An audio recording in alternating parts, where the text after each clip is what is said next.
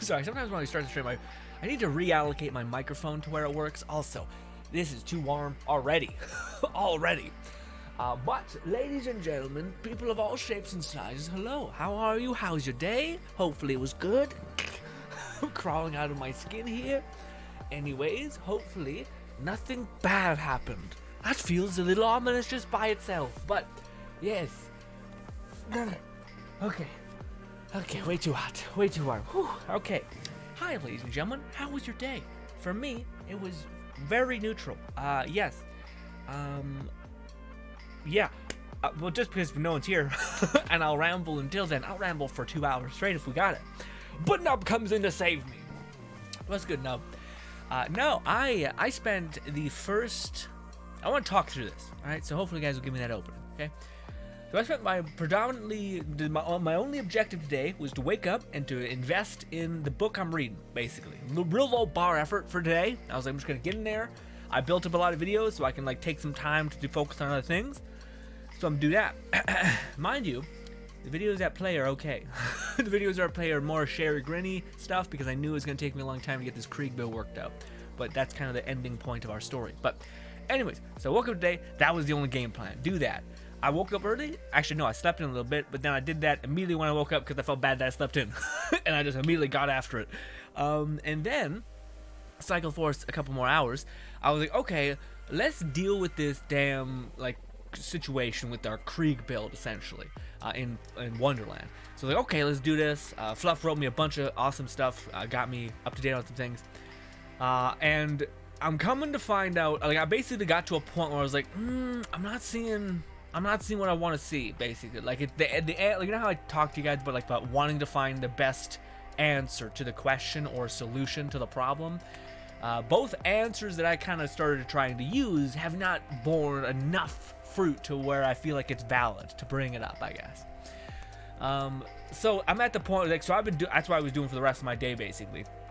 And I'm kind of like at the place where I'm both like, it's funny because you need something to focus on in order for you to feel like the day is kind of achieved in my mind. Like, you need something to be like, okay, we've done this, we're focusing on this. And then when that thing that you're focusing on is kind of like it's a toss-up whether it yields anything, that's a little dangerous, because then when you end the day and you've made no progress because it's just none of the answers are valid, you kind of end it by being like, fuck, man.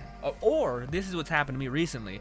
I want to get away from it. Like, I'm so exhausted by the process of trying to find a good solution that I'm kind of like, ugh, get away from me, damn you. That's kind of where I'm at. But I think what I need to do, I think this is relevant to anyone else who's having this kind of thing. I think it's good to kind of like, there's two perspectives. One of them is just to step back. So thank God we have this stream to break up the monotony of the day and not just keep bashing my head against this type thing. So we have the stepping back idea, you know, watch a show, all that kind of stuff.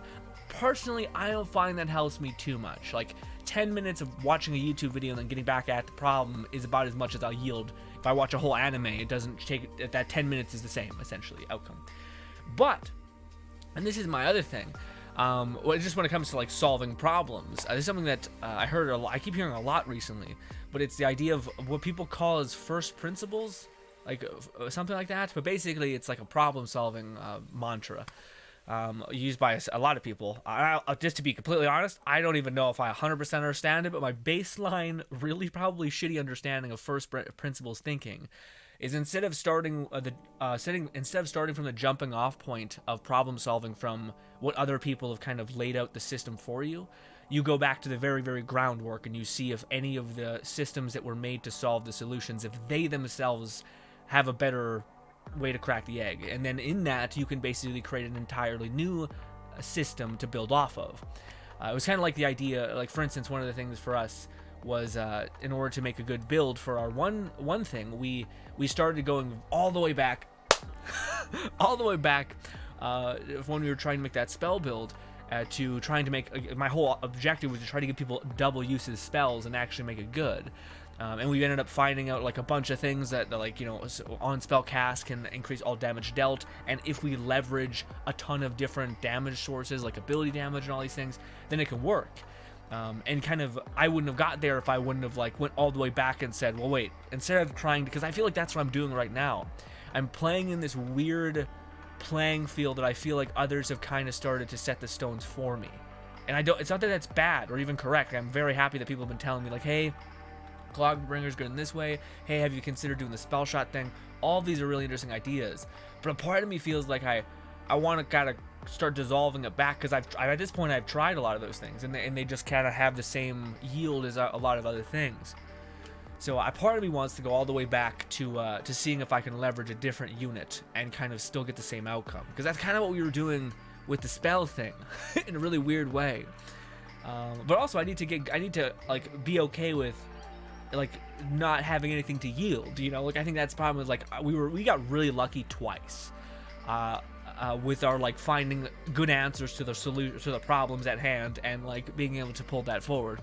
But now it's a little bit less so. But that's also because I think melee is just in a really weird place. Like it seems like it's again, it's like in every single conceivable game I've ever played, melee is single-handedly the worst thing ever touched, ever, especially if there's guns. If it's purely melee, then sure, just like the basis, it's the baseline.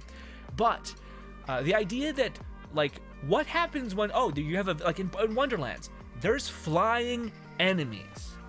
What the fuck? What is that? How do we deal with that? And none of the solutions to that, like melee is good until you can hit them. Until you can't hit them, and it makes no fucking sense. And before, at least Borderlands 3 had better melee than Wonderlands, which is psychotic. Because at least in Borderlands 3, there was an answer to the problem. There's this weapon called the Masher. Or not Masher, it's a weapon called the Face Puncher. It's basically, it's a shotgun shell that's infused with melee damage. So all of your melee amp gets fed into a gun, a ranged form of combat. The only other weird form of that is Spectra Blades, and you have to weirdly build like critical hit, and then you're by doing that, you're like taking away damage from your other things. So it's weird, just a mess. And yes, and frustration essentially. But ladies and gentlemen, hopefully your day's been lovely. Thank you for letting me ramble. But yeah, I think that's like the thing that I find that comforting, is that first principles idea of, and that's where I found the most fruit. Like I for a while there, even when you're talking about like YouTube and stuff like that, I was trying to play this game that I seen other people play, which was like the YouTube algorithm game. This person's doing a let's do let's plays. This person's doing a build showcases, let's make a quick build or something like that. This is way back in the day when I was like covering Borderlands 2, which is wild. It's like one of my first couple videos. Anyways, and it's the idea of like building off of the same foundation that everybody else is building off of, or what they're telling you is like kind of the rules of engagement, instead of going all the way back to the beginning and being like, wait, what is the idea of like a build creation? Well, it's the idea of enticing people to play the game in the way that you think is more fun or more engaging or more interesting. And ideally, what are the metrics that determine that? Okay, power, of fun options is a good one. And yeah, that's the foundational idea of what a build is. So instead of like building off of this idea of like, oh, this is what a melee build has to be, instead it's like, well, wait, what if, or like, this is what a spell build has to be, and it's like, well, wait, what if we could use guns to kind of leverage range gameplay and also add our damage, so that the tiny bits of spell damage that some of the shitty spells that are legendaries, we can kind of offset that by our insane gun scaling, and we can kind of solve it that way. But we would have never got there if we didn't go from the very ground level. And I say that for a YouTube idea, I've only started having a decent go of it. By the way, one thing I want to make clear is, there is yet to be a point, this is a really cocky thing to say, and forgive me for this is the only time I'll ever say it, but every time I've done like a process of the same thing, of like this first base principle thing of like trying to find out what people want, why they would want it, why someone would search for it, how best you can provide that's never not netted like a 5,000 viewed video. So, but the thing is I don't always have the time to go through that process, which is why I'm so happy that builds, that idea is kind of holding true. But also that idea limits what the end result is. Like if the end result is me just hitting something like 500 times with a sword, it's like, okay, this is not a good enough, this is not solving the true first principle foundational thing that I built off of, which is these are the functions that people desire, and when given those options, they choose those, or they would hold your option in high regard because it gave a sense of that feeling, more options, those kinds of things, right? But yes. Thank you for letting me ramble. I need to drink some water, and I'm doing that because of Lone Syndicate. I don't drink water by myself. What, are you kidding me? Wouldn't that be a great but yet horrible, like Mr. Beast level of social experiment? Is you had like redeem, hydrate, redeem, cringe, self high five or whatever, or food, and you were only able to eat when someone cashed them in. I feel like you could also fuck yourself up though if you gave the other option of like people would just turn into feeders. If you could also be like, whenever you redeem something, I drink water. And you would just be like bloated and like have water poisoning within 2 hours. Anyways, also, yes, Lone Syndicate was good. Also, Nub says, why is there disappointment on screen? What do you mean, Outriders? Listen, man, we need some gameplay somewhere. Yeah, so that's what that is. Also, Lone Syndicate says, what's up, Grin? How are you today? How are you today, Lone Syndicate? I'm good. I'm pretty good. That's I guess the whole day doing the whole Borderlands grind thing, and it's okay. I haven't had much of a yield, but after like I don't know why Let's Talks and like this format of me just able to like word vomit until I can kind of like piece my ideas together. I have a brain that can like think in its head, but it's just there's something different about like writing something down or saying something in the real world, which is weird because I got a pretty crazy imagination. Like I can envision shit, but there's something about that when you actually have to explain yourself or like make sense of it to another, you're like reformatting the way you think, and it gives you greater confidence within what you think. In fact, I'm sorry to make this stream so much about what I'm thinking about right now. I have to play. Love you so much. Thank you so much. But one of the things I currently I'm reading about, and within the book I'm reading, it's interesting, but it's this human. It's like there's these certain things, and it's funny because it kind of equates. How do I explain this properly? Okay, let's start with a foundational thing. One of the things that exists within nature is, for instance, chickens. Mother hens, if made cheeping sounds, and this could be kind of half true. Be patient with me for what's happening. Okay, I know some people may have a greater understanding of this. Be patient with me, even if it's not 100% accurate. This is the ideas, hopefully. So, anyways, hens, mother hens, essentially, if they hear cheeping, like the same cheep sounds from a thing, it will basically instinctively go into like protective mode, almost like as if it's a robot. In the same way, if you take a predator that is natural to the hens, and you put it as just a goofy teddy bear, which is kind of only like passively resembling it, the hen will go into like a berserk mode and start like ripping up this teddy bear. It's a really interesting study that they did, but then they went even further in this way, and they basically took the same predator like teddy bear that they used that the hen would basically attack, and they played cheep sounds on it. And what was insane is that the hen basically protected this predator, which it just like previously basically designed as that. And then they turned off the cheeping sounds because there's a little audio box within the teddy bear. And then of course the hen moments later would start to attack it again. So there's something autonomic in the hen's like nervous system or something that basically overrides itself and basically causes it to react in a kind of subconscious way. Now, of course, if you if there was an actual animal like biting at the hen, they would clearly just deviate and start attacking again, probably. But one of the things that this book that I'm reading currently talks about is the ideas that there are like these passive human traits that exist within the mind that are really interesting. So one of them is like it's like a foundational rule for human interaction, but it's funny because there are a lot of them are very like simple and like baseline, like yeah. But if you extrapolate on them, they can be like, oh, these can actually be used in a kind of a negative way. And it's usually by like marketers or ads or something like that. Anyways, the one of the things is, it's like worded in a very specific way, but it's a person that gives you a certain response is entitled to that response, or a person that treats you a certain way is entitled to that same way of being treated. Just like a slight bit, not like a huge bit. So if someone came up to you and like was rude, the response for the other party is usually to be rude back, or to be frustrated or annoyed or aggravated, or at least to, any of those things. Same thing if someone is kind of respectful and cordial with you, you have a tendency to reflect that back, even if it's just subconscious and passive. It's very hard for like someone who is like being incredibly toxic and mean, and if somebody is like remaining calm, one of them will break usually, or one of them will just leave. But if you're forced together, one will get calm or the other will get frustrated.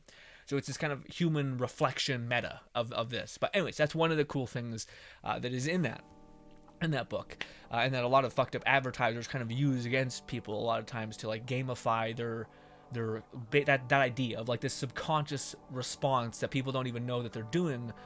And the reason why you have that passive response is because there's so much data thrown at you that you need to automate something in your head. You need to kind of offload data and kind of just get your body to passively do it. Anyways, the reason why we started talking about this in the first place is because, what was it? Oh, I wish I would have just been clear right off the cuff, and I would have been able to build back. It's the thing I'm currently listening.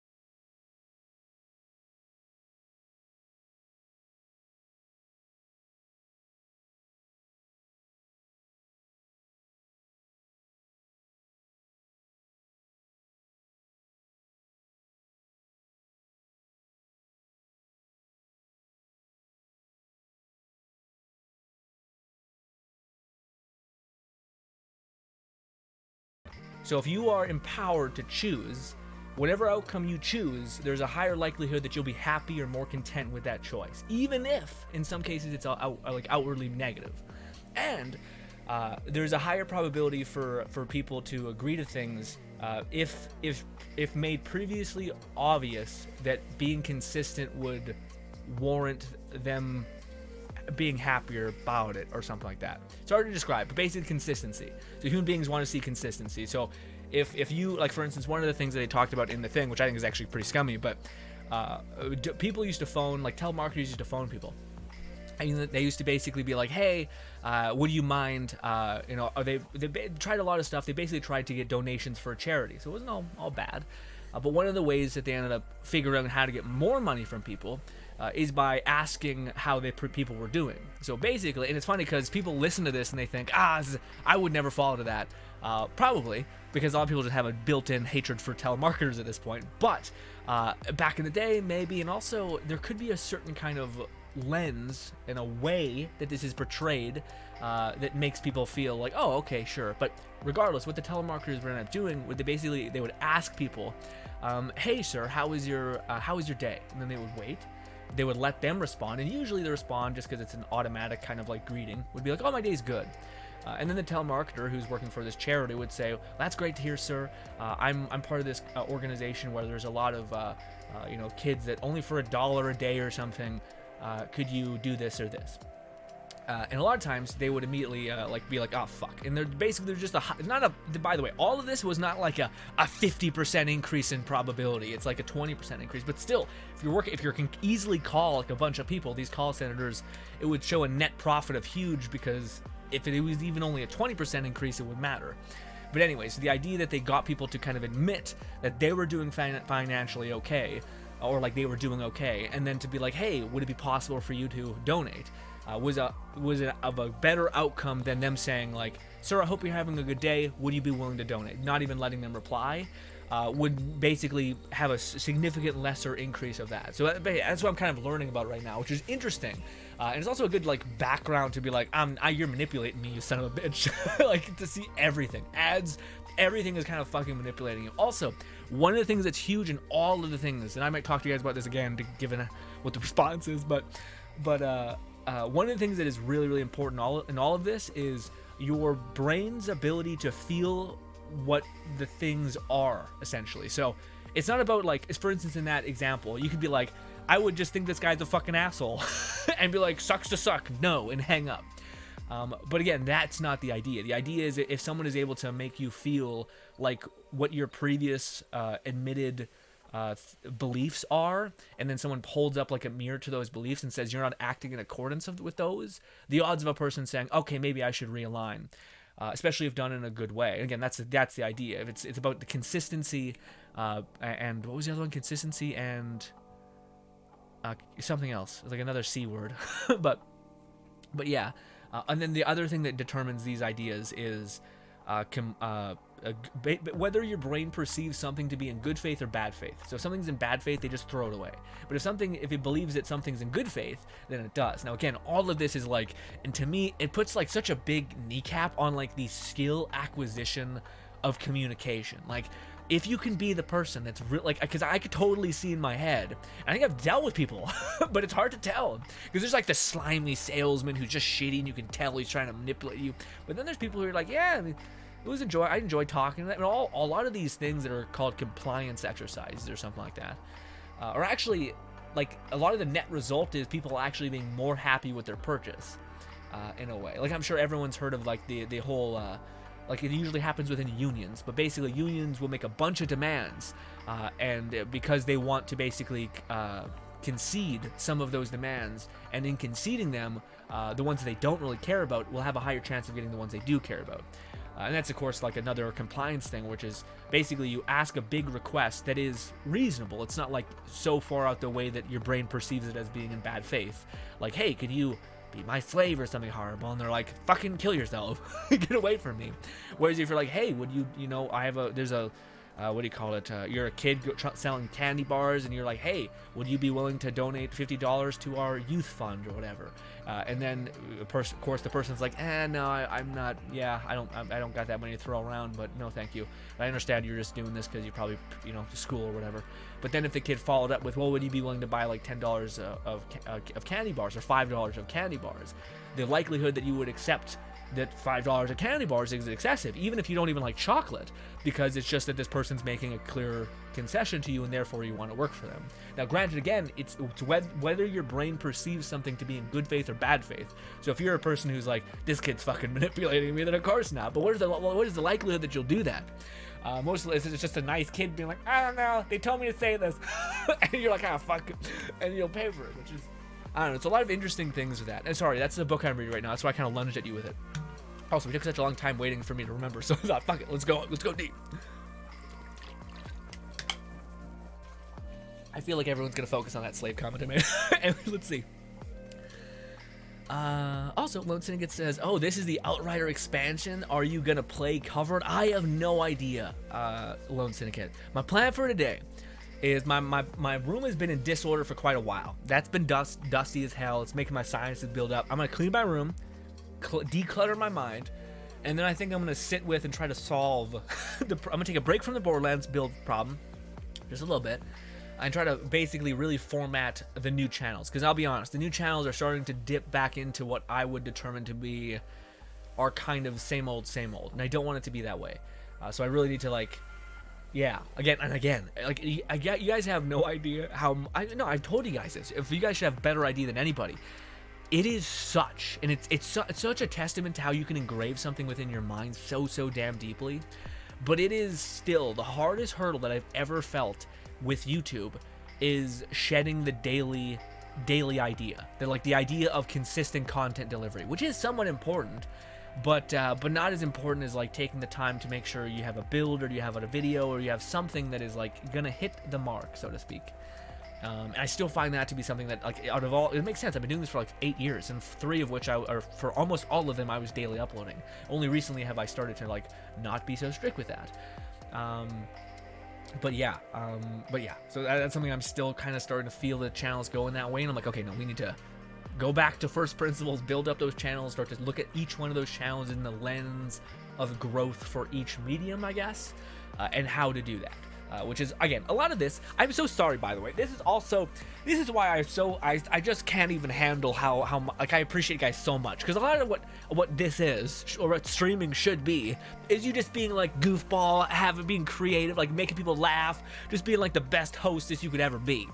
And my dumb ass is sitting there like, all right, so let me, like, because I like to explain things, because if I can explain something to you and you can make sense of it, then I'm on the right track. But if you can't explain shit, then you're just lost in this world. So by explaining stuff, it also makes it calcified in my head, and I find it easier to pursue it. Also, I don't really use Twitter.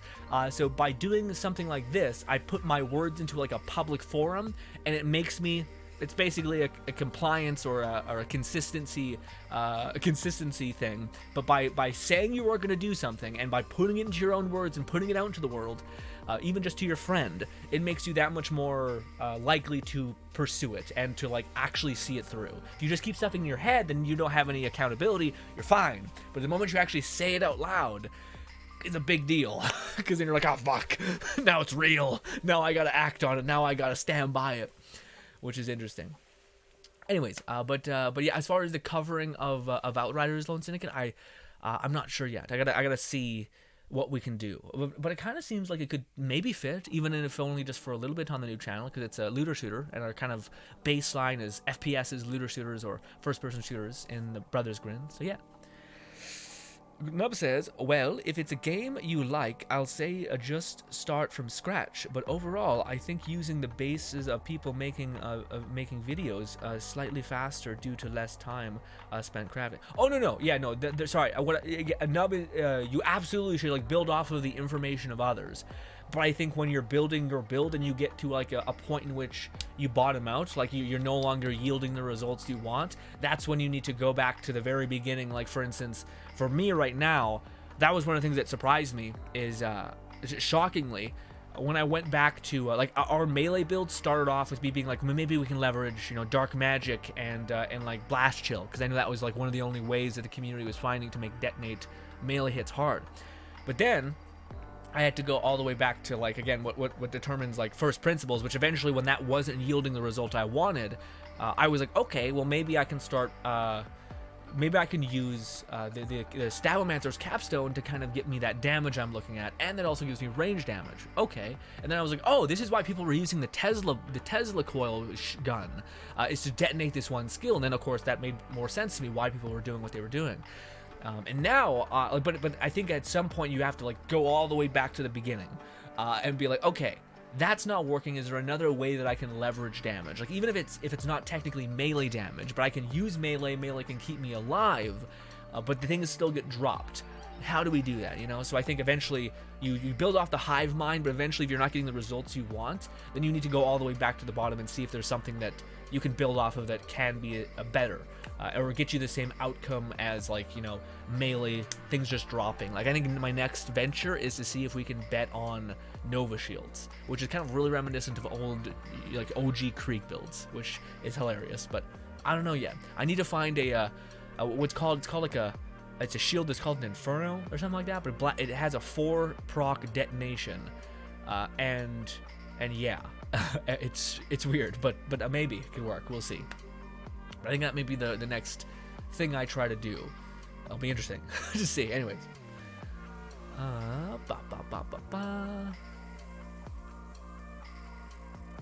Nub says also Gearbox doesn't do melee at all. Yeah, no, Gearbox is rough with the melee idea. Yeah. Borderlands 2 had a melee Krieg build, which I think was fine. Oh, well, that was the one problem with the Krieg build that was like absolutely hellish, was that Krieg kept bashing his face with a thing, and it was only until the community literally made a bot, or like a mod, which basically stopped that from happening, or at least reduced the damage heavily, so you hurt yourself, but you didn't just body yourself within one hit, which sucked. Also, I think there was like a diminishing return, so you could hit yourself once, and then like it would be harder for you to hit yourself simultaneously. So yeah, it'd be annoying, but eventually, if you were just going on a tear, you would continue to go on a tear, which is a significantly better change. Anyway, Nub says even the Stabomancer's Ghost Blade flying enemies can move out of the way easily and reposition and take away duration of the action. So that's true. Also, Lone Syndicate, I don't know about you, but I'm buffing a shit ton of melee damage. That Ghost Blade don't hit for shit. I don't know what that is. It's just awful. It's like awful. Like the only way that it kind of works is I think it does count to apply an elemental effect on an enemy. So it like hits rapidly, and then it's just basically all you're doing is you're stacking up a bunch of elemental hits. And if you do more elemental damage, then that can kind of sequence and do more damage. Otherwise, also, fucking Azurblade, thank you so much for the subscription. Sorry, I was just talking my ass off. Been subscribed for 8 months. Let's go. My favorite word vomiter. Thank you. Thank you, kind. I'll take it. I'll take it. Lone Syndicate, all right, read that. What's good, Axiom? Axiom says, I had another idea to keep your Graveborn alive, but I'm busy at the moment, so I can't test it right now. That's okay, Axiom. The idea is the distracting enemy. I tried this. Yeah, you know, I tried Axiom. I tried the shield that distracted enemies. It's decent. The one thing that's interesting, man. Somebody gave me, I think it was Ronald with motherfucking Donald. He gave us a dark magic melee weapon, dark magic melee weapon with, I think it's called Vampire. That's actually bad. The dark magic is great. The Vampire kills it. The reason why is because you can't get Vampire without also repairing your shield. So, and it repairs your shield by like 1 octave. But it still might yield something, because that's what I'm thinking about with the Nova Shield, is if I can keep repairing my Nova Shield back and forth, then I can maybe make something happen. But that's still a little weird. But yeah, no, I tried the new shield. I thought maybe it would be a good idea to keep me alive. The best idea for like survivability was given by our boy Fluff for me. Not the best idea. I should make it complicated, but it was just a really cool insight. But basically, if you take a high capacity shield and you go down Frostborn, Berserker. Berserker has something that takes all of your shield and puts it in your health, and there's a class mod that takes all of your health and puts it into your shield. But the class mod talent beats the shield, or beats the class mod, or something. But basically, it had the net result in you having like 8k health. With like 2,000 shield, because they kind of cannibalized each other, and the health won out, essentially.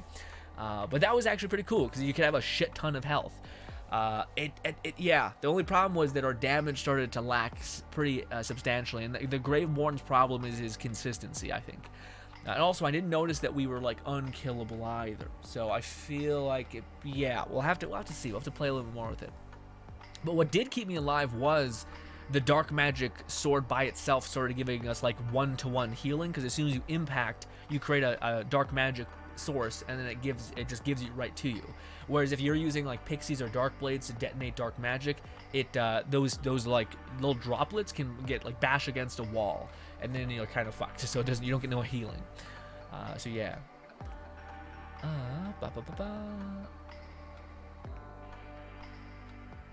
Lone Syndicate says but yeah, I did try the same thing, by the way, Axiom, with that sword that repairs ourselves with Vampire and then repairs the shield. I tried that. It actually breaks, for us at least, or maybe we weren't able to get enough healing or enough healing from each impact. But because it's based on a percentage, so it wouldn't repair the whole shield, even if we had like low shield or something like that. But yeah, it didn't net result. I think there's a built-in timer to it, even though I think we were able to get our shield back almost instantly again. It's weird. Losing says, I'm doing good, chilling most of the day, watching some anime, and did some drawing. Hell yeah, love to hear you keeping up with that drawing. Finished up with the online sketches right now, playing some Genshin, probably playing some Day to Live, Spirit Pledge after the stream. I know, man, I'm sorry, Lone Syndicate, forgive me, man. I love hearing about what you have going on, especially like the new games and the anime and etc. But within the last couple streams, it's been very Borderlands based, and I've been like, oh, I hope Lone Syndicate, hope we can catch up on this stream. Nub says he's drinking water without hydrating. What a scam. I didn't say we would do it. Also, I think I'm definitely getting sick. Like, although this is not helping with my sinuses.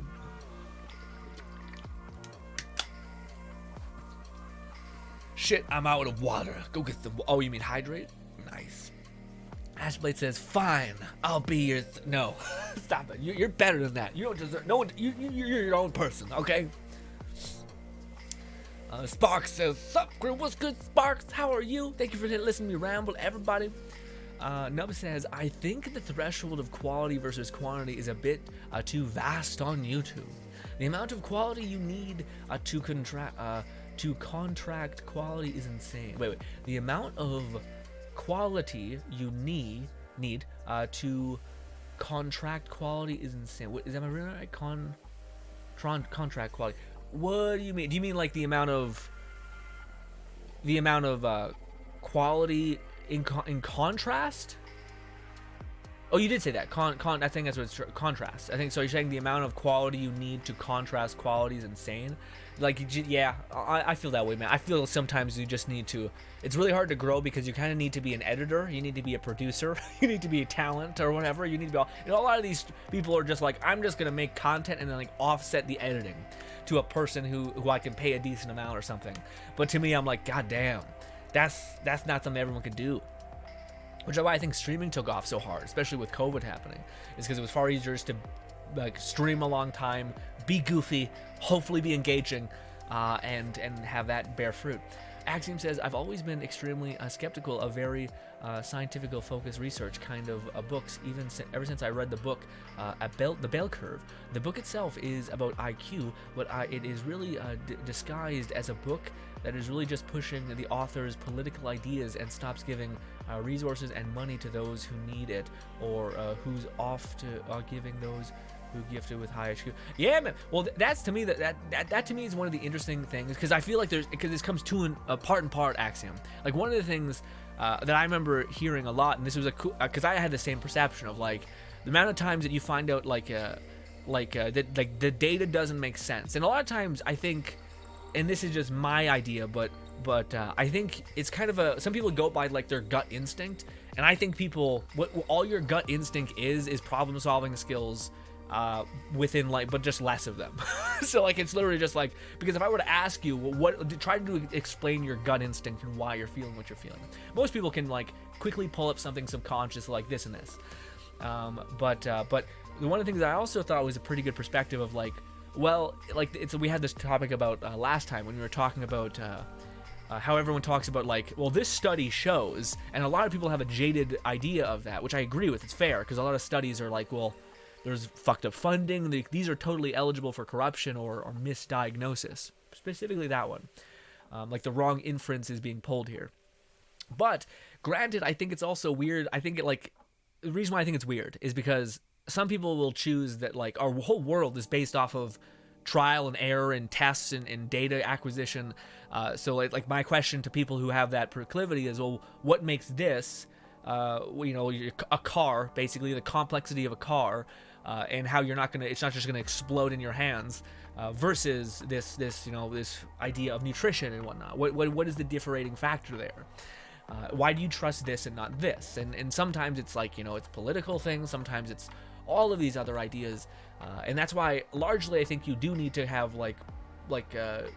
kind of not problem solving, but problem solving skills, like ways to try to trim the fat, like chop off things and say, well, that doesn't make any sense. Like one of the things, to your point of things that never made sense, is there was some sort of study that I heard a while ago, and I thought, this was the first time where it really hit me, and I thought, this is just nonsense. Like this is clearly, like, how do you not see that this is not the outcome for what was being described based on this test? So the test was These researchers would went to a college campus and interviewed women just as they were going by showing them two pictures, one of a man smiling and one of a man not smiling. And then a lot of the women chose the person not smiling. Because they were asked, which one do you think looks more attractive? And of course, they chose the one that was the man not smiling. So then you see big headlines everywhere that said, women prefer men that don't smile, and all of these things. Rather than the more obvious, blatant thing, which is in the small sect of time, when an image is taken and it's frozen forever, a dude looking stoically off in the distance ends up being more visually appealing than someone going, you know? But that doesn't mean when you're talking to someone and someone's smiling at you and engaging with you and you're reading the facial movement, someone just talking to you and they're doing this. You're terrified. You're about to get killed or something. You have nothing to gauge whether the person is happy, enjoying your company or anything. And it's funny because those fucking articles had all these dudes being like just fucking pissed. Just fucking pissed the whole time.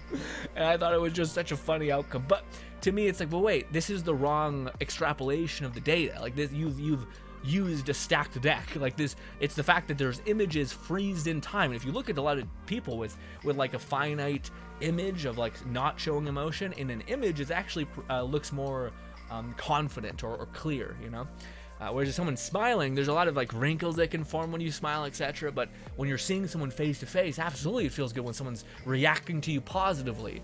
So there was just a wrong extrapolation of the data, which can happen often. So I agree with that point on something. Although I do think it's like, I don't think you can throw the baby out with the bathwater. You just got to know that sometimes it's not correct, you know, that it's just, because to me, like a lot of times you have to go back and be like, does this make sense? And that's oftentimes what I feel like. But also, if it doesn't make sense to me, I tend to not be like, it's wrong, fuck you, it's corrupt. I just tend to be like, I don't know, I don't really get it. Because again, one of the most important things I think in the world is being able to explain what you believe or your idea properly. Like it's one of the best things I read in the book recently is a bad idea that people can get will always beat an amazing idea that nobody can understand.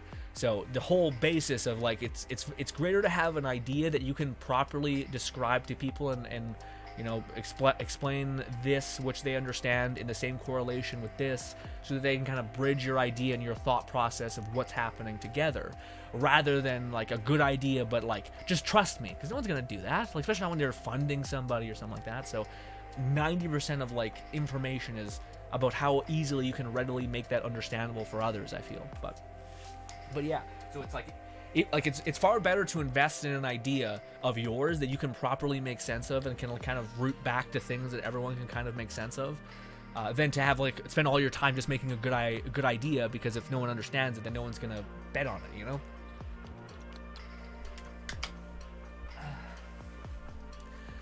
Axiom says, it also serves to mention that the funding to write the books come from, without exaggeration, a racist white supremacist group originally created by Nazis. Yeah, there's a lot of those things, man. There's a lot of those things, not so much part because of that, but because of what do you call it? What was it called? God damn it. There's like weird things where like a lot of food like things are funded by sugar companies and shit. So there's clearly obvious corruption and whatnot. But again, it's like first principles thinking a little bit. The idea of like, well, wait, what do people accept information with in general? Studies. Is there any way that people could gamify studies? Yes. Yes. Okay, let's infiltrate studies and make the highest resource that people bet on, because there was a point where it was probably a pretty good bet, and go about it that way. Granted, I don't think that means you cannot take studies for being valuable. I think you just need to probably, if you ever feel like there's doubt there, or if you're going to change your whole personality or approach based on the study, you probably should look into it more and see if there was not any blood in the water. But also, I've always wondered that to a point, Axiom, if you go 3 steps back, to me, I always thought that, like, say if someone gave you the most beautiful advice ever, like the just really good advice, it changed your whole life, it reshaped the way you thought of the world, it helped you when you were on your last leg. but that person ended up being like a destructive, horrible, like, alcoholic that just, like, ruined his whole life. Maybe the advice was about like how to control yourself or something. Would you just be like, this advice is tainted and horrible and just throw it out? Or would you be like, you know what, let me see if I can make this true. Let me see if I can add to this, if I can empower this, if I can actually hold this accountable, improve on the system that I was given, to an extent in which I think it could be used for more people, and the odds of failure were less. So instead of taking a mantra and like holding this figure, you hold the idea as the monolith itself, and then you try to break the monolith and reform it, because itself as a monolith is not a monolith. It's something that is an idea that needs to be improved upon. But that was always my idea. Some people say like throw the art with the artist, and my idea as well. I think the art is something entirely disconnected from the artist itself.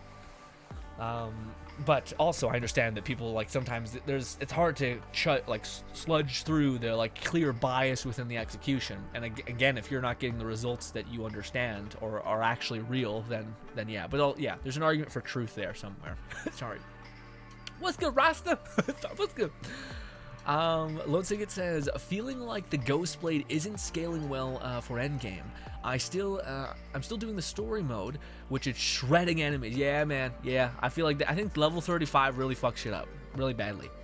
Because that's the big thing. Unlike Borderlands 3, there was something called mayhem scaling. I don't believe there's chaos scaling. So all that means is that like the action abilities that were really, really good at some point are now not good, and it's now way hindered on gear, which to me is kind of shitty. Like, it's kind of, and then of course the argument is, well, then just don't play at that high level. But it's like, but there's incentives to play at that high level. And what if the end game process of playing at that high level is bad, but yet that's the incentive to play? It's like Outriders, when like it was far funner when you were actually able to kill things and you were able to play with your builds and get legendaries and have them affect your build in these fun ways. But the end game became so strict on what you needed to do the end game that it kind of neutered half of the build options, because you had a time requirement and now you have a damage requirement and now you have a tankiness requirement, you know?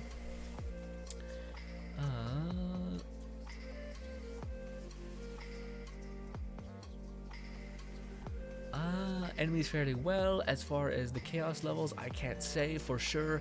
It could be suffering the same problem as Zane's clones from early days of Borderlands 3, where it did no damage. Yeah, man. Maybe. Yeah, I think that's probably what it is. Because I think again, Zane's clone was good for a good bit, but only till when you started pushing into mayhem levels. It was just the fact that his clone didn't scale at all. So it was like you'd scale up the game a lot, but the thing stayed at the rock bottom, so it was just always low. But man, that was the one thing that it leaves me a little worried with Wonderlands, which is like, again, I start to think that like things are entirely disconnected in a way. Like the same thing happened with Destiny 1 and 2, where it absolutely melted my mind that like problems that they already solved, the problems that they already experienced, the whole player base experience, kept happening, like in the sequel. I was like, what the fuck? Like is just what? Like, learn from your mistakes kind of idea. And then I'm seeing that again within Wonderlands, and I wonder if it's because there are just entirely separate teams, and because they're working on a video game, they can't perfectly monitor each other, so that they can't like be like, hey. And I think that's probably like the main resource for a community manager that is like literally in everybody else's business, like specifically looking at the problems that the community finds, and like being the person that goes to the next game saying, hey, these are the problems that we need to account for, because there's less of those. Wonderlands to me is not like exactly like Destiny, which to me was like abysmal at that specific problem, where everything just kept happening again, which was already like proven to be bad ideas. and yeah, and they weren't like changed to make it like, oh, here's our different approach. You know. Rasa says, I'm still building out Chunyung and Ayato. Yeah, man, the Ayato thing, I could be better, but I don't have it in me to go hunt for those little fucking like fireflies. You know what I mean? The like electro fireflies. I can't be fucking bothered. I'm just like, ugh. And he's sitting there. I have all the resources in the world to level him up, but I'm just like, god damn those fireflies. So I'm like, I'll just do the domain, and I still got pretty shitty artifacts. And yeah. But you'll get that. Okay, Chongyung and Ayato, is there a reason? Is that like his best combo? Interesting. Okay. What was a combination that was good with Chung Young at some point? Was it? I don't know. Was it the? Was it him and? It might have been that. It might have been not Ayato. What's his goddamn name? My favorite character, Ito. Ito. Ito and Chung Young, I thought had some sort of synergy. I think that's the character I'm thinking of. Lonesome says, it's all good, Grin. I know you've been busy trying to make some quality content for the channel. Thank you so much, Lonesome. Don't worry about it. I can always tell you about these things a later date. So just keep keep the momentum on having the build. Thank you so much, Lonesome. Well, it's not just the builds. To me, it's the builds. We popped off with the builds. I'll be honest. Like we have a video, it's 2,000 views. It's like holy shit. Okay, we're found. My assessment was correct. Let's go. But I also really want to see if we can make that a Share Your Grin channel happen. Like it'll be interesting to see how we need to change our approach in that. And I'll really need to do some like groundwork. Again, like First Prince. I don't want to say that because I like a lot of people say it. And it's kind of like a bit, you know, like how bit was just what everybody used at one point for just like being an idiot, and it kind of lost all of its like charm. But anyways, yeah. I need to go to the groundwork and like kind of build off of and really understand what people want from those videos and also what I'm able to provide at the place where I'm at. So yeah. Yes. Spark says, thoughts on the Overwatch game? I haven't seen it, man. I remember, Overwatch to me was awesome. Very enjoyable. But I will always have a little bit of bitterness in my heart for Overwatch to Battleborn. Always, forever. There'll be this built-in like cynicism with the game. But with that being said, though, man, I remember the day where I used to come back and I used to watch the whole Zealbrad, like fucking him grinding with his friends, Musilk or whatever his name was. Like that was a fun time. Just to see goofiness in like a very clean, stylized game. But that game was like a test case for like the absolute, in my opinion, most misguided acquisition of momentum, or a misguided opportunity, I guess. So like for me, they made choices really early on, which I was like, okay, I kind of get it, which was like the esports idea. But they always kept the esports idea and everything else like limited. So like to me, there was a time when like the game was on its height of its popularity, and they would just like trickle out one character. And they'd like have maybe one map every couple months, you know? But that was it. And people were clearly getting burnt out by the formula of like protect this point, kill this enemy, make a push, or scream at your healer, feel bad about it, because you're the one that's bad after the round. Anyways, because you see all the data, and you see that your healer has like 1,000 points, etc. I was always the healer, anyways. The point is to me, I always found that was the problem with Overwatch, where it never actually made a point to like create other fun ways. Like a lot of times, like one of the better examples, actually no, a bad example is Fortnite. Fortnite, as much as you want to give it shit, that game it started to do the thing, I think because it has so many resources, but it could have just stayed with like, hey, we do building and we have the same map and fuck it. But instead they're like, wait, what can we do to shake things up? We'll break a part of the map off. We'll give people a new game mode to play with. We'll introduce an entirely different perspective to engage with the gameplay. We'll throw a vehicle in there, which that's insane. You know, we'll throw a bunch of these different like potions and debuffs and shit, which completely shake up the entire idea of it. And of course, you know, Overwatch never did that. I'm curious to see what that'll do. But granted, maybe Overwatch was never wanting to be that like super crazy thing. I think they were always trying to come for like, they were trying to angle it as like a CSGO kind of thing, which is like the base of the game is what people engage with, and that's it. But to me, that kind of started to fall apart when you start losing momentum. I feel like it starts to really be bad. Like it almost like when you've like CSGO has this thing of like peaking and then kind of just staying in this like nice wavy kind of pattern. But it never felt like, at least to me, that it was like psh, psh, because I feel like that descend, like you come up as hard as you can crash. So if it's far better to keep that consistent like wave of climbing than this kind of just hard fucking pincer into the ground. Because I feel like that was part of what Overwatch was. Because if it was almost treated as like a CSGO thing, where it's like, they just basically made a good base, and we can engage with that base whenever we're just shooting the shit. But then I think it's the like competitive thing kind of cannibalized it to a degree. Because CSGO, I think yes, it had the competitive scene, but it had such limited like tool sets to where it was always kind of like limited to a degree, which was like Twitch fiber skill, all that kind of stuff. Whereas Overwatch had like strategy in it, and it made things kind of complicated. And they started to like the main value was the competitive scene. So then the casual people were basically just going unfed, and casual people make up the baseline of your entire game. Which is why it's always shocking to me to see that they're so undervalued or under provided for, I suppose. But yeah, also, what's good, Nanny popping in saying hydrate and also status points. Yeah, like I'll remember to do those. I mean, if somebody yells at me at the very end, I'll do them, but I'm destroying my water today. What about you, Sparks? How do you feel about it? Overwatch, do you mean Overwatch 2 or Overwatch? Because I know a lot of people are playing Overwatch 2 or Overwatch 1 right now. They're not even playing Overwatch 2. To me, man, I mean, I don't know. Like it's funny because I think, again, I said it before, but I think if Battleborn came out now, like Battleborn was what Overwatch should have morphed into over time. Again, like saying, hey, instead of making these super instead of like really putting billions of dollars into like this competitive scene and like this like monetary loot pool of if you win you get this huge payout of money, instead to like develop brand new game modes that normal people could enjoy. Like, hey, like again, Battleborn, man, fuck. Like Battleborn, you could be shit at it.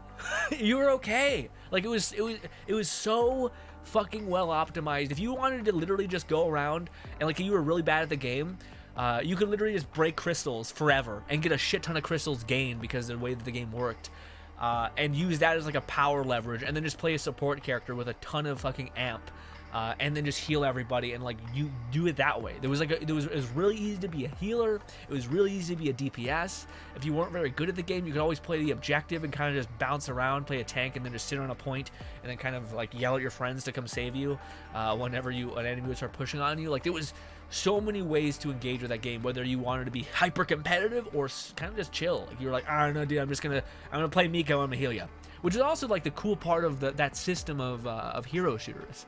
Of like you could literally have a friend that was like, I'm not very good at Twitch fiber things, I'm not gonna big brain this and think 5 steps ahead and like know that Wrath's range can hit this guy here. I don't fucking know. I'll heal you. I'll get on, I'll get high, and I'll heal the fuck out you, and I'll listen to some music in the background, and that'll be a good Sunday night for me. And it's usually what people did. Then there's of course the tryhards, which I was one of. But anyways, I was a tryhard healer, which is the worst. Okay, but anyways, yeah, man, to me, just the damn shame.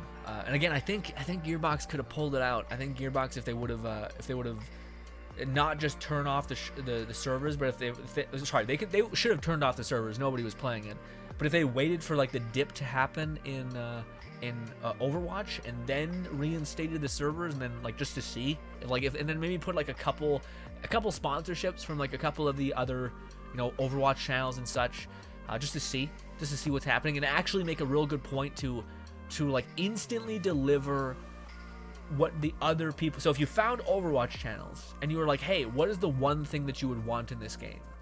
And maybe it's a character, maybe it's a game mode, maybe it's something, and you were able to like really quickly give a prototype version of their idea. I think that would make like, oh shit, especially for the Overwatch community, which has been like going such a long time without being like heard basically by Blizzard, it seems like. Because too busy getting fucking sexual assault allegations or whatever. I don't know. It's bad. every company seems horrible right now. But yeah, I wonder if that would. I think that would have been really, really smart for them to do. But of course, yeah, hindsight 2020. What all that. But yeah. I'm catching on chat. Where are we going? Axiom says the smiling versus not smiling is just an issue with reporting and not scientific study. Journalist is a whole rabbit hole of an issue onto it. Yeah, no, I agree, man. I agree. I don't know, man. To me, I think like there seems to be a lot of problems within the world, but at the same time, I don't know if there's so many built-in incentive structures that it's actually like it's not even that there's not like obvious solutions, that there's clearly like vested interest in bad design. You know what I mean? I guess that's the best way I could put it. It feels like our world is not that there's not better design choices, and that there's just vested interest in bad design. which to me is shit. It's just a real fucking annoying ass problem to see constantly. You gotta go for now. Oh, you left. Sorry. I was talking. Sorry. I'm talking to nobody. Thank you so much for by accident. You're probably still gone, but just in case you see this. Lone Singlet says, that honestly was the deal with most of the Vault Hunters. That's true. Action skills in Borderlands 3, like Moe's, Iron Bear didn't scale, and Mayhem and Flak were, yeah, man. Which again is a little like mind-boggling. And I think the reason why, like it to me, I think Gearbox thinks they're safe, like we've made it, is because of they've been like, hey, we built into the system itself ability scaling, so you can like scale up your ability damage, right? Not really right. Not really right, because you need both.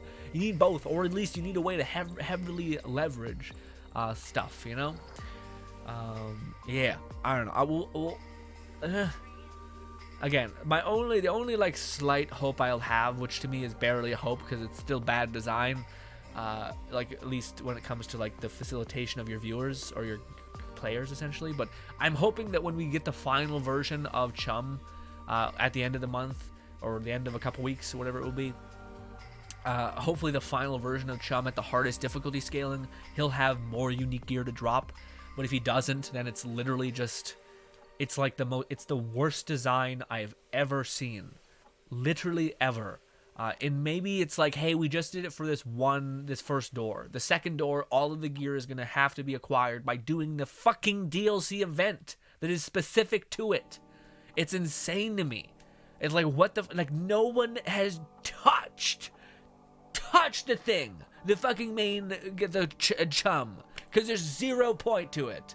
And it's just like, what is happening? Like, it's the worst designed thing ever. I'm sorry, Gearbox.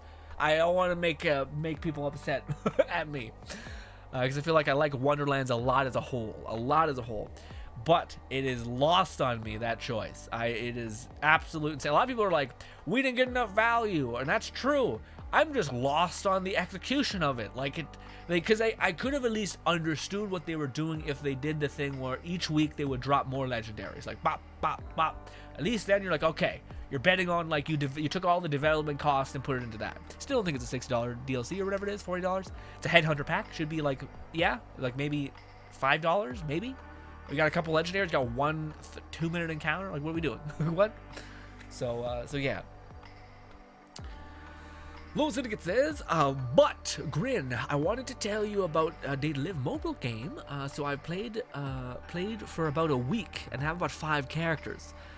Taka, Yoshino, Mina, and they have Yumi, Twin, and tomorrow I'm guaranteed Kotori, the little sister, as I log in bonus. Nice. Is it just like the classic gacha game kind of formula of like there's like chess pieces and you hit a button and they kind of start fighting as chibi forms? Tomorrow, guarantee that.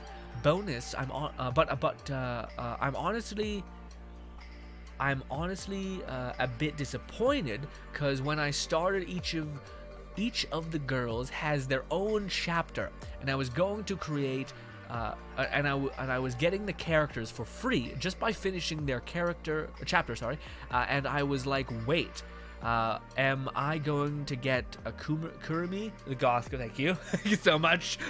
So you need to do this forever. Again, I understand. I love that. Sorry. Full stop. I love that so much. Because I was like, who the fuck is Kurumi again? Is that the one who has the big sword? Is that the princess? Because again, again, I can remember baseline words like if you told me who is in Day to Live princess, it's the first one he makes because it's a simple idea. Princess, I know the word, I'm good. When you introduce a word I've never heard like Kuromi, what is that? What is that? But the fact that you were like Gothko, got it immediately. Thank you so much. That's a testament to Lone Syndicate knowing me well. For free, then I finished her chapter, and nope, I didn't get her. She is an S rank character, so maybe I had my hopes of it. Yeah, she is definitely the most wanted. Any character that's like, yeah, awesome. Oh, also you're able to have 3 mods. That's kind of nice.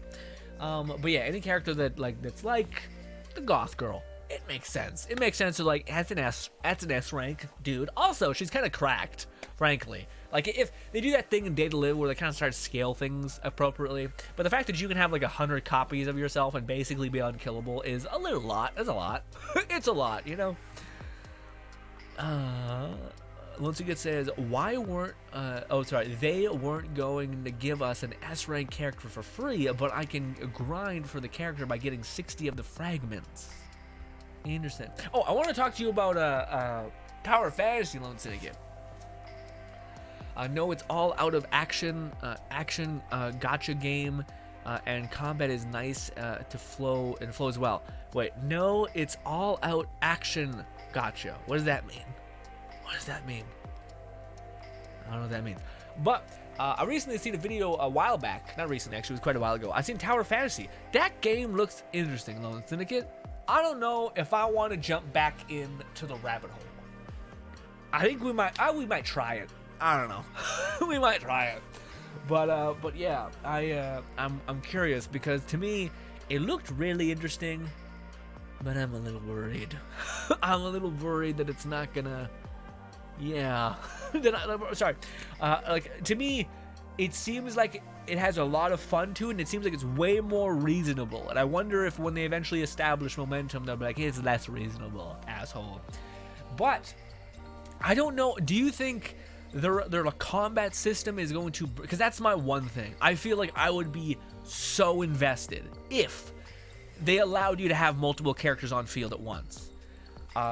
Yeah. And they had like the same idea of like you could like jump in between, because right, like there's skins and there's like what do you call it, weapons. Like weapons are so if you guys don't know anything about Tower Fantasy, it's unlike Genshin, which has like multiple different preset built characters that can kind of be, you know, branched off in various different ways.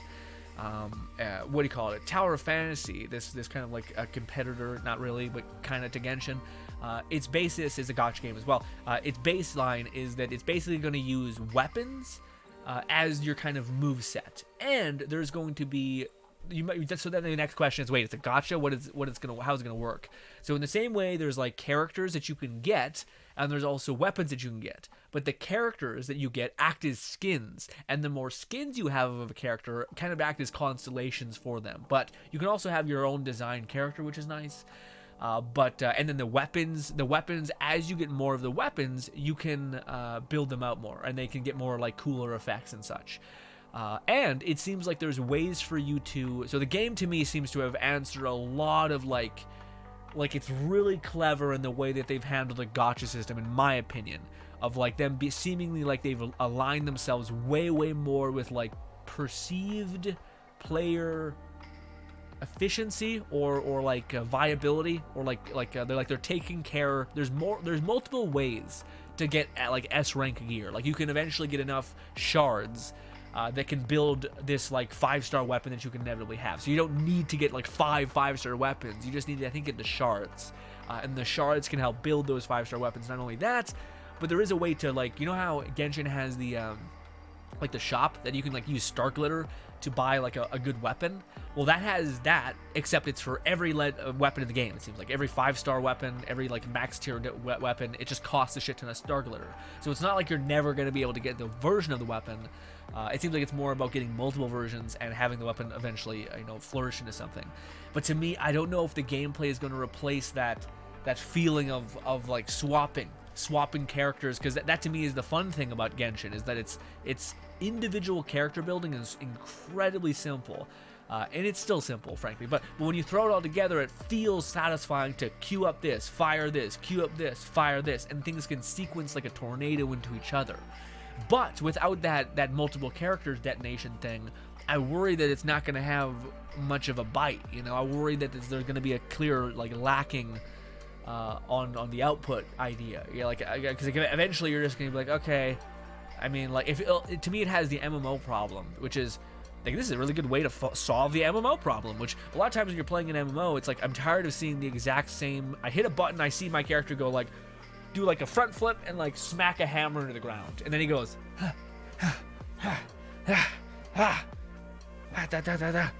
hammer slam, boom, and you just see that on repeat on your head, and you're like, fuck, I'm burning out. I'm just getting so bored. I mean, it's satisfying maybe because I'm progressing, but it's just super dead. Whereas Genshin, it was like, activate this, throw this out, queue up this, hit with your E, and it was like dopamine release, dopamine release, dopamine release, and it's just designed really well. And I don't know how they're gonna respond to that, because I think they're like, hey, there are other options, because I think the system works perfectly. Like the idea that there's weapons, that each weapon can kind of be put on multiple things. I think even if they just gave you 3 characters to swap in between, that'd be significantly better. But just the idea that like you're locked by one weapon, like why not have multiple characters with multiple different skins that can be like, you know, layered and leveraged, and multiple different weapons on those skins, so you can like jump in between each one of the weapons that you've acquired. At least that makes more sense. But yeah, I don't know. To me, I feel like it's a little bit. The gameplay worries me a little bit. I'm sure it's gonna be fun though. It seems like just a good, like what MTash made this point, but it's basically just a game that you play when you've already done all the Genshin things. So like, even because again, I do think it's gonna be. It's funny because it's built more like an MMO, so I could see people being more incentivized to be like kind of addicted to the mechanics in it. But I wonder if it's gonna have that same staying power to some extent. Yeah.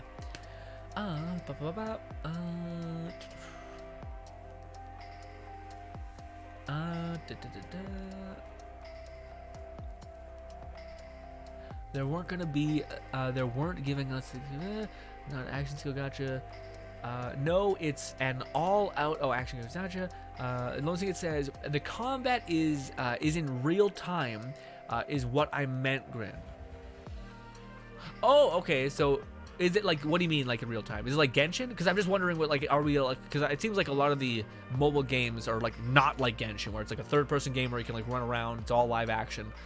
Or if it is, it's like what do you call it? What's that game? Raid Shadow Legends, where like it seems like everybody like it's there's a clear like you go then I go, and there's other times those other games which is like a tower defense game, but it's like it's not a third-person game basically, or not a first-person game, right?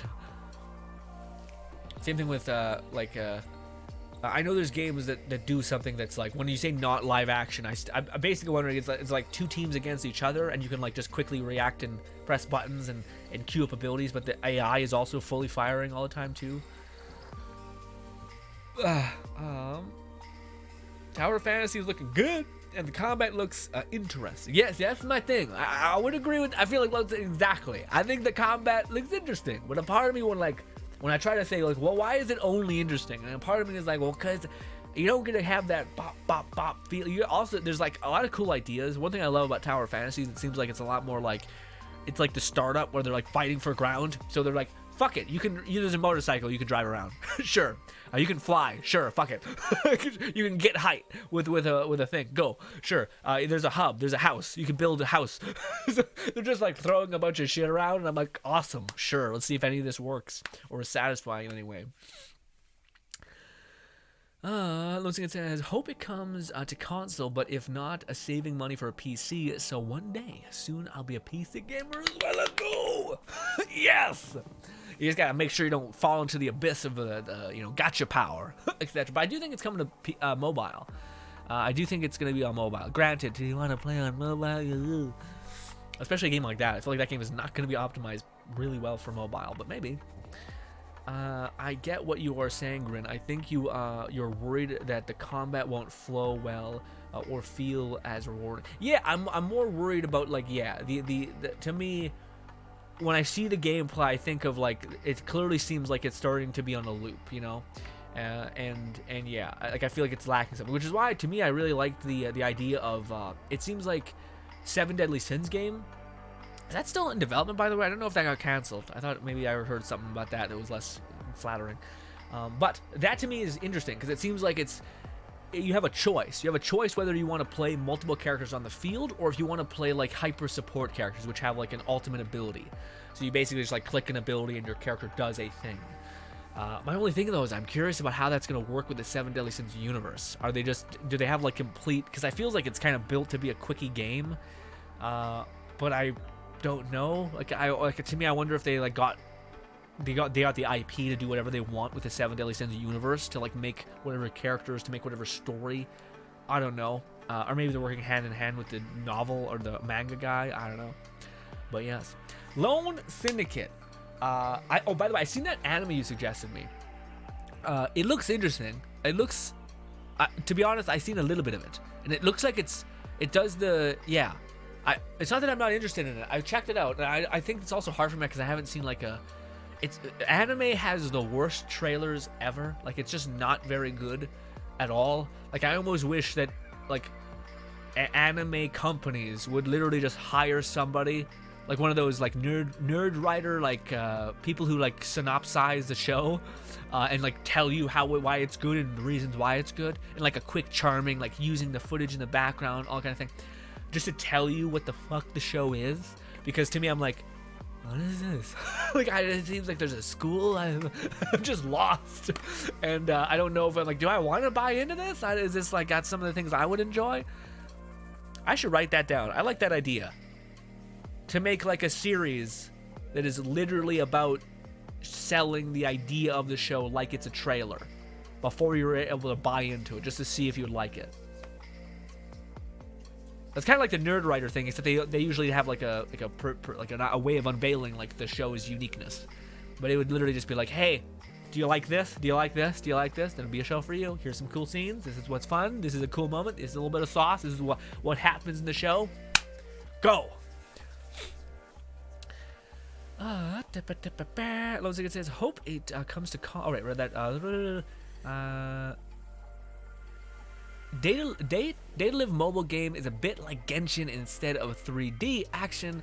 It's more of a 2D. Yes, that's what I thought, like side scroller business. And yeah, you could. You can. Wait, what did the anime you watch was going on? Update, build bonds, and then others have its fight. Okay. Okay, yeah, so it's like 2 games in one. So it's like a side scroller, live action, or live gameplay loop, and then there's like the dating sim idea. Seems like where there's like backstory things. Okay. What's good, Rasta? Rasta says they need to learn from Demon Slayer. What happened? What happened with Demon Slayer? What do you mean? What you mean? What's good, Lil Savage? Lil Savage says, hey, Grin, what's going on? What's going on with you, Lil Savage? How are you? Ladies and gentlemen, I got to go use the washroom. Talk amongst yourselves. Also, if you have any anime suggestions, I just finished watching a show. I'll tell you when I come back. All right? Because I might be disincentivizing the video.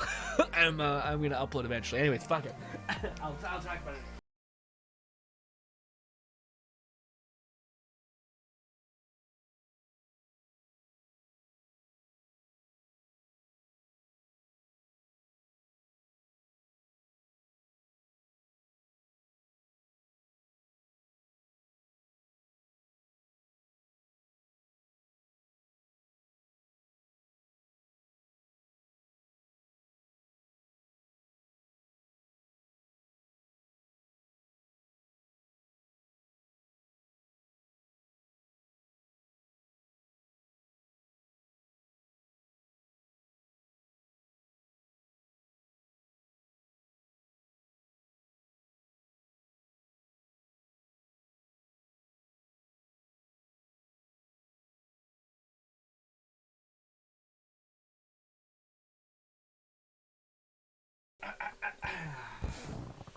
This shirt is not flattering at all, dude.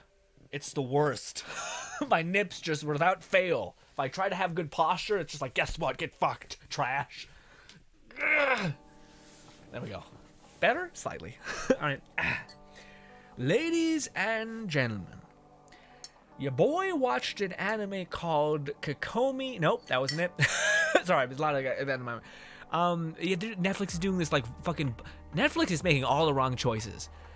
One of the arguments I heard recently, which is just nonsense, is people are like, you know what Netflix needs to do? It needs to stop its serialized or its binge culture. So it needs to do 1 episode a week. That's what it needs to do. It's the worst advice Netflix, you're literally kneecapping the only things that you have the balls to do that people like that you do. What? What? So they're no longer, it seems like they're moving away from like, hey, do you have time now? Here, now you can watch it. It's just stupid.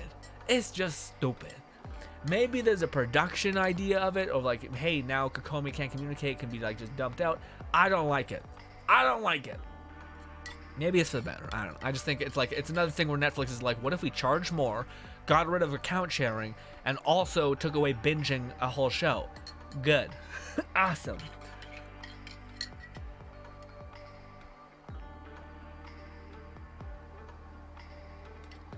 Puts on glasses by looking at my anime queue.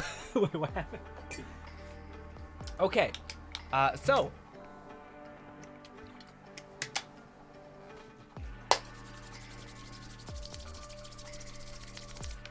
Ladies and gentlemen, your boy just watched a show called Please Don't Tease Me, Not an Okay, or whatever the fuck it's called. Alright, I'm wondering what is the best way to position my feelings on this show. Because I was really worried. I was like, this might be the first. It's been a while since I've disliked a show. A lot. Wait, calm down. It's been a while since I've disliked an anime. Like I don't dislike most things, which is shocking.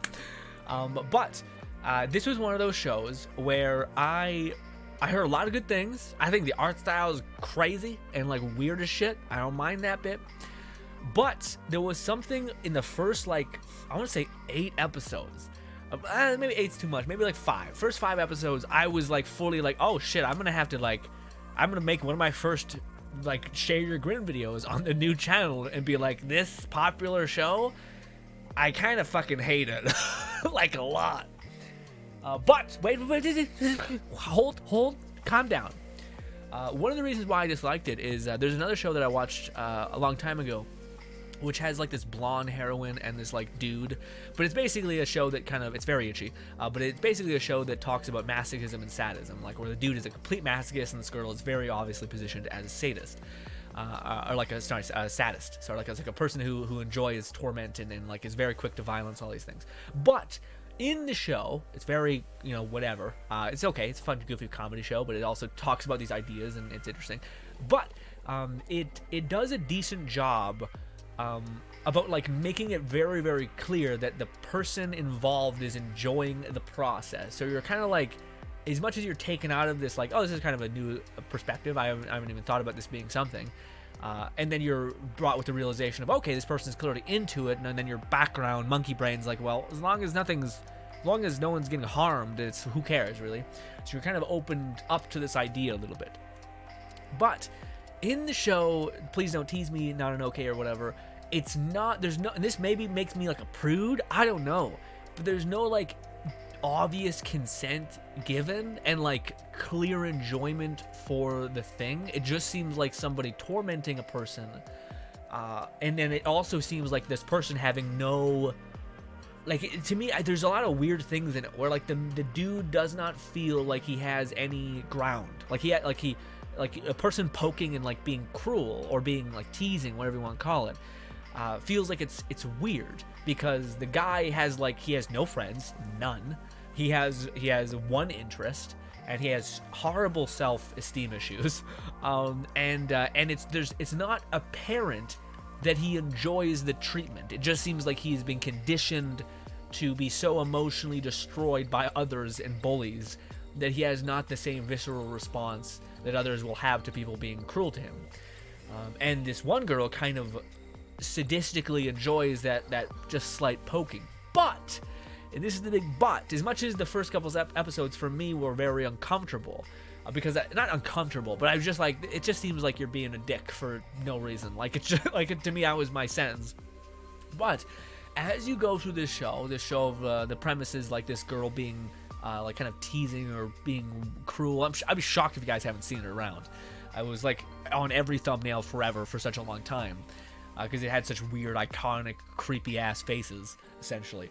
But as the show goes on, to me, it's a kind of a good test case for it. Kind of slowly starts to like break down those barriers a little bit. Where like, yes, it is. They never address the idea that like the main character is never seemingly into it. What he is, and maybe they do a better job of this in the manga of like making it seem like he might be. It seems like he is just by proxy kind of doing it. What's the name of the anime, GRINN? It's called Please Don't Tease Me, Not an Okay. So if you just type Please Don't Tease Me, it'll pop up. It's like a really popular show. But the first couple episodes have that sense of like the guy's clearly not obviously into it. He's into like companionship, which makes it weird because the main character is clearly lonely, and like appreciates someone who, like it's almost like a test case for somebody accepting like the baggage that comes with somebody because they provide you an equal value of what you're looking for. So the fact that she is kind of stays within his orbit, kind of keeps him company, but also can be kind of a little bit cruel, is the thing that kind of normalizes this whole thing. Anyways, how do I phrase it? But anyways, as the show goes on, when you get to around episode 8, it's interesting. Because when you get to episode 8, or like eventually, you slowly start to see that there's like a very, very passive dynamic that you almost start to accept. Like that this guy has accepted his own fate, and she's just kind of accepted her fate, and they're both just kind of coasting together in this weird way. And it's almost like the best way I could describe it is, say there was a story being told to you where this brother was tormenting his little brother, like always poking him, always calling him like a loser or like some sort of shitty, all this stuff. And you're like, what a dickhead older brother. But then there were various moments as the story comes unlocked, maybe at episode 5, maybe at episode 8, where it shows the brother stick up for the little brother, protect him, make sure he's okay, always has his back, all these things. But they're very passive. In the background of your brain, you almost start to say like, okay, you know, and it's like, yeah, he's kind of like a really shitty monster at times, but this is clearly like just the dynamic that they've developed. It's not necessarily perfect. It's not necessarily bad. What relationship is, and you're dealt with this kind of like, okay, but also the show does a good job about there being like wholesome moments, and these moments kind of are the thing that like when you start to feel like, oh my god, she's just ripping him up again, they pull you back in. Like the show does a good job about being like, okay, here's a scene where she actually is like very jealous, and again, the whole premise could literally just be, you know, the phase that like young kids sometimes find themselves in when they like a girl, a boy will like tease them or like throw sand at them because they have no expression capabilities, they have no communication skills, so they don't know how to express that they deeply enjoy this person being around them, so instead they kind of like just lash out. This is kind of the idea of the show, except you're in like high school and you should absolutely not have these emotions still. But that's kind of the idea. With on one side of the coin, the dude is kind of just like, I don't know, the dude is a little bit like that too. He's just kind of an introvert, does not express himself in that way. But yeah, try. Are you talking about Don't Toy With Me? Yes, that's what it is. I thought it was called Tease. Really? It's called Toy? Oh, wait, yeah, that's the one, Lone Cigar. Yeah, I thought Please Don't Tease Me. I thought, man, that's the Mandela effect hit me just then. I thought that's what it was called, but no, maybe it's Don't Toy With Me. But yeah, no, that's what it is. It's very, that's the show. Sorry, I'm just like, I'm like, really? That's damn. But anyways, throughout the whole show, there's moments where like they start to pull you back, and like for me at least, I'm not sure if everyone had that response when watching it. Lil Savage says, "Damn, the show sounds pretty good." It's interesting, Lil Savage. It's definitely because the way I heard it when it was first coming out, I heard a Gigak talk about it, and he was just like, "Turns out I like being teased," or something like that. So like he was really into the idea, and I was like, "Okay, this is probably a show that's like really fun." And it just like, there's like an ongoing meme on the stream channel that I'm a masochist because I have status points and I've always had push-up points. Because I'm like, hey, this is something for the people to do. Sure, why not? It's like nothing to me. Why not? But I'm always like, God damn you people for constantly doing it. And so there's like this meme of like me being a masochist. But in those first 4 episodes, I could not feel like, the whole time I was thinking I would be like, fuck this bitch. I would throat punch. I would be so upset. I wouldn't hit him, but I would be like, I would get out of there. To me, people saying shit like that to you would just be like just a fucking nuking my interest in them. And maybe I'm just horribly unfun. I accept that. Like I'm not saying my way of being is somehow better than others' ways of being, but when I was watching that show, I was not getting that. The only time when I started, by the way, I do like the show. I talked about how I hated it at episode 5 and whatnot.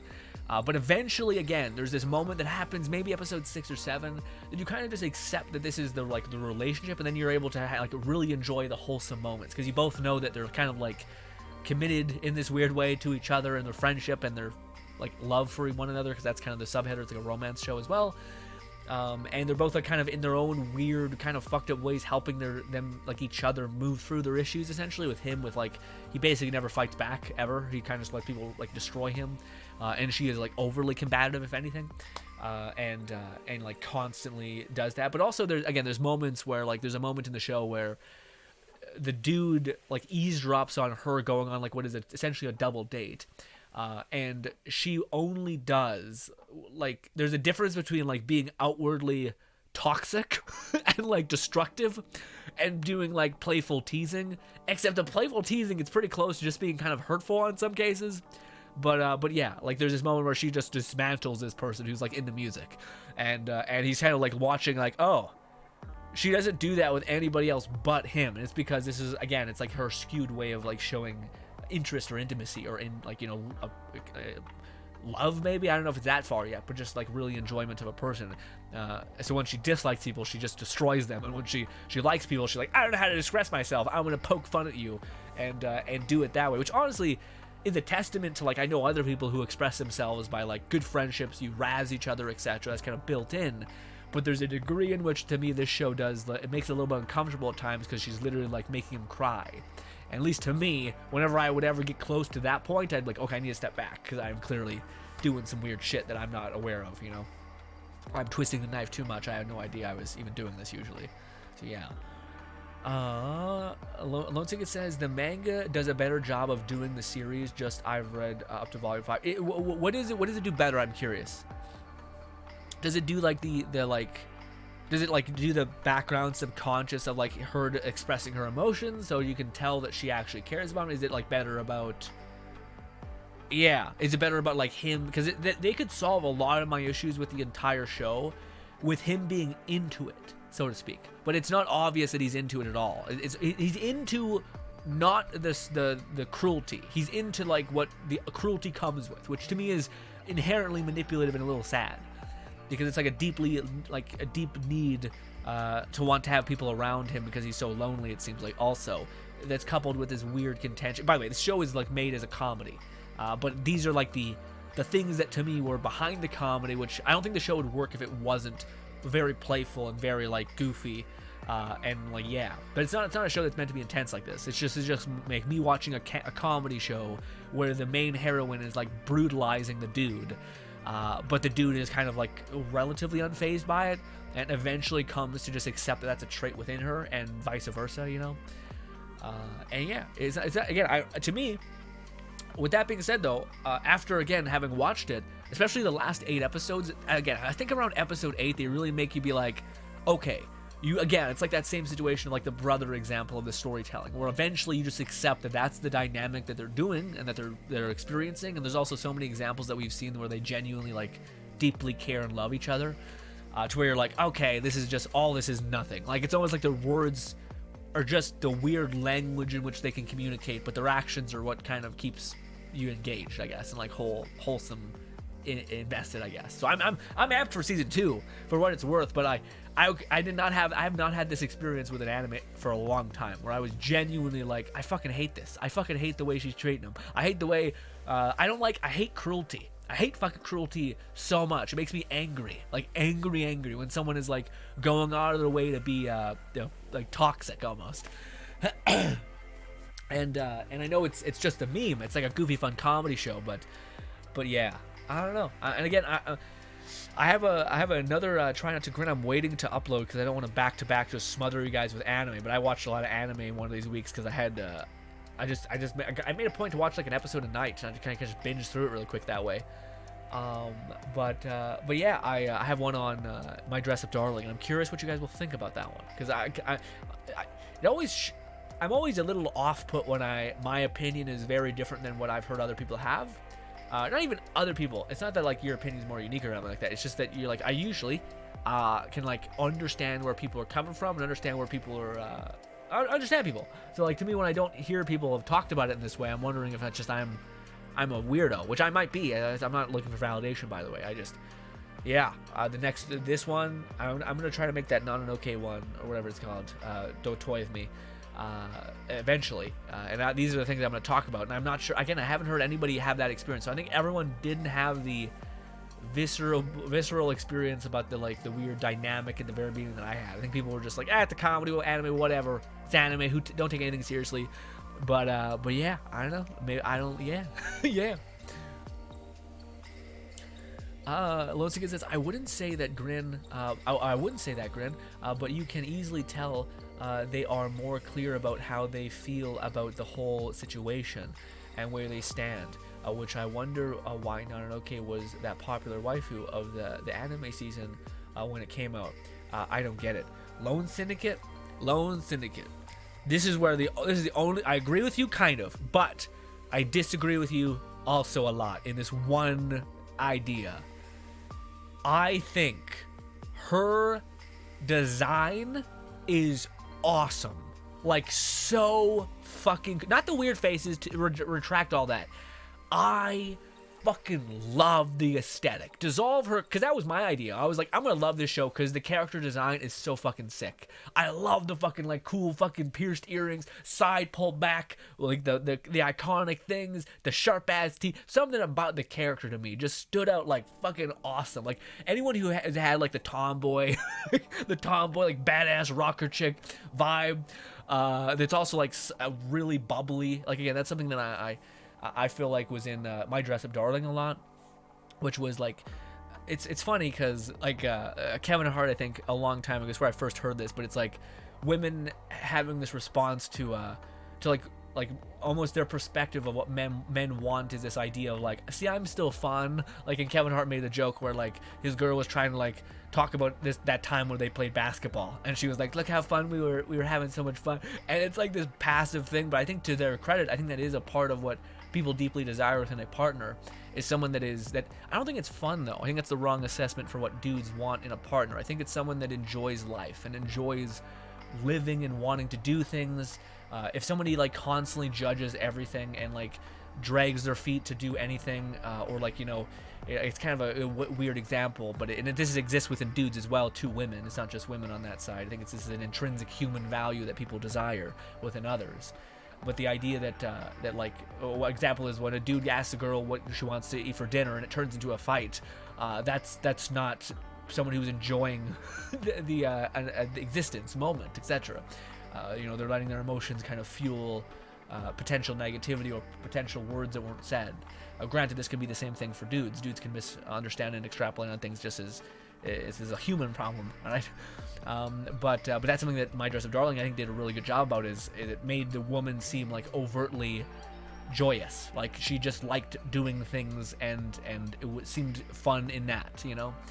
One of the things that, and this is something that I wanted to ask you guys this, because I've already uploaded the video. My video was made. It's going to come out eventually, because that's the last anime I watched is My Dress Up Darling.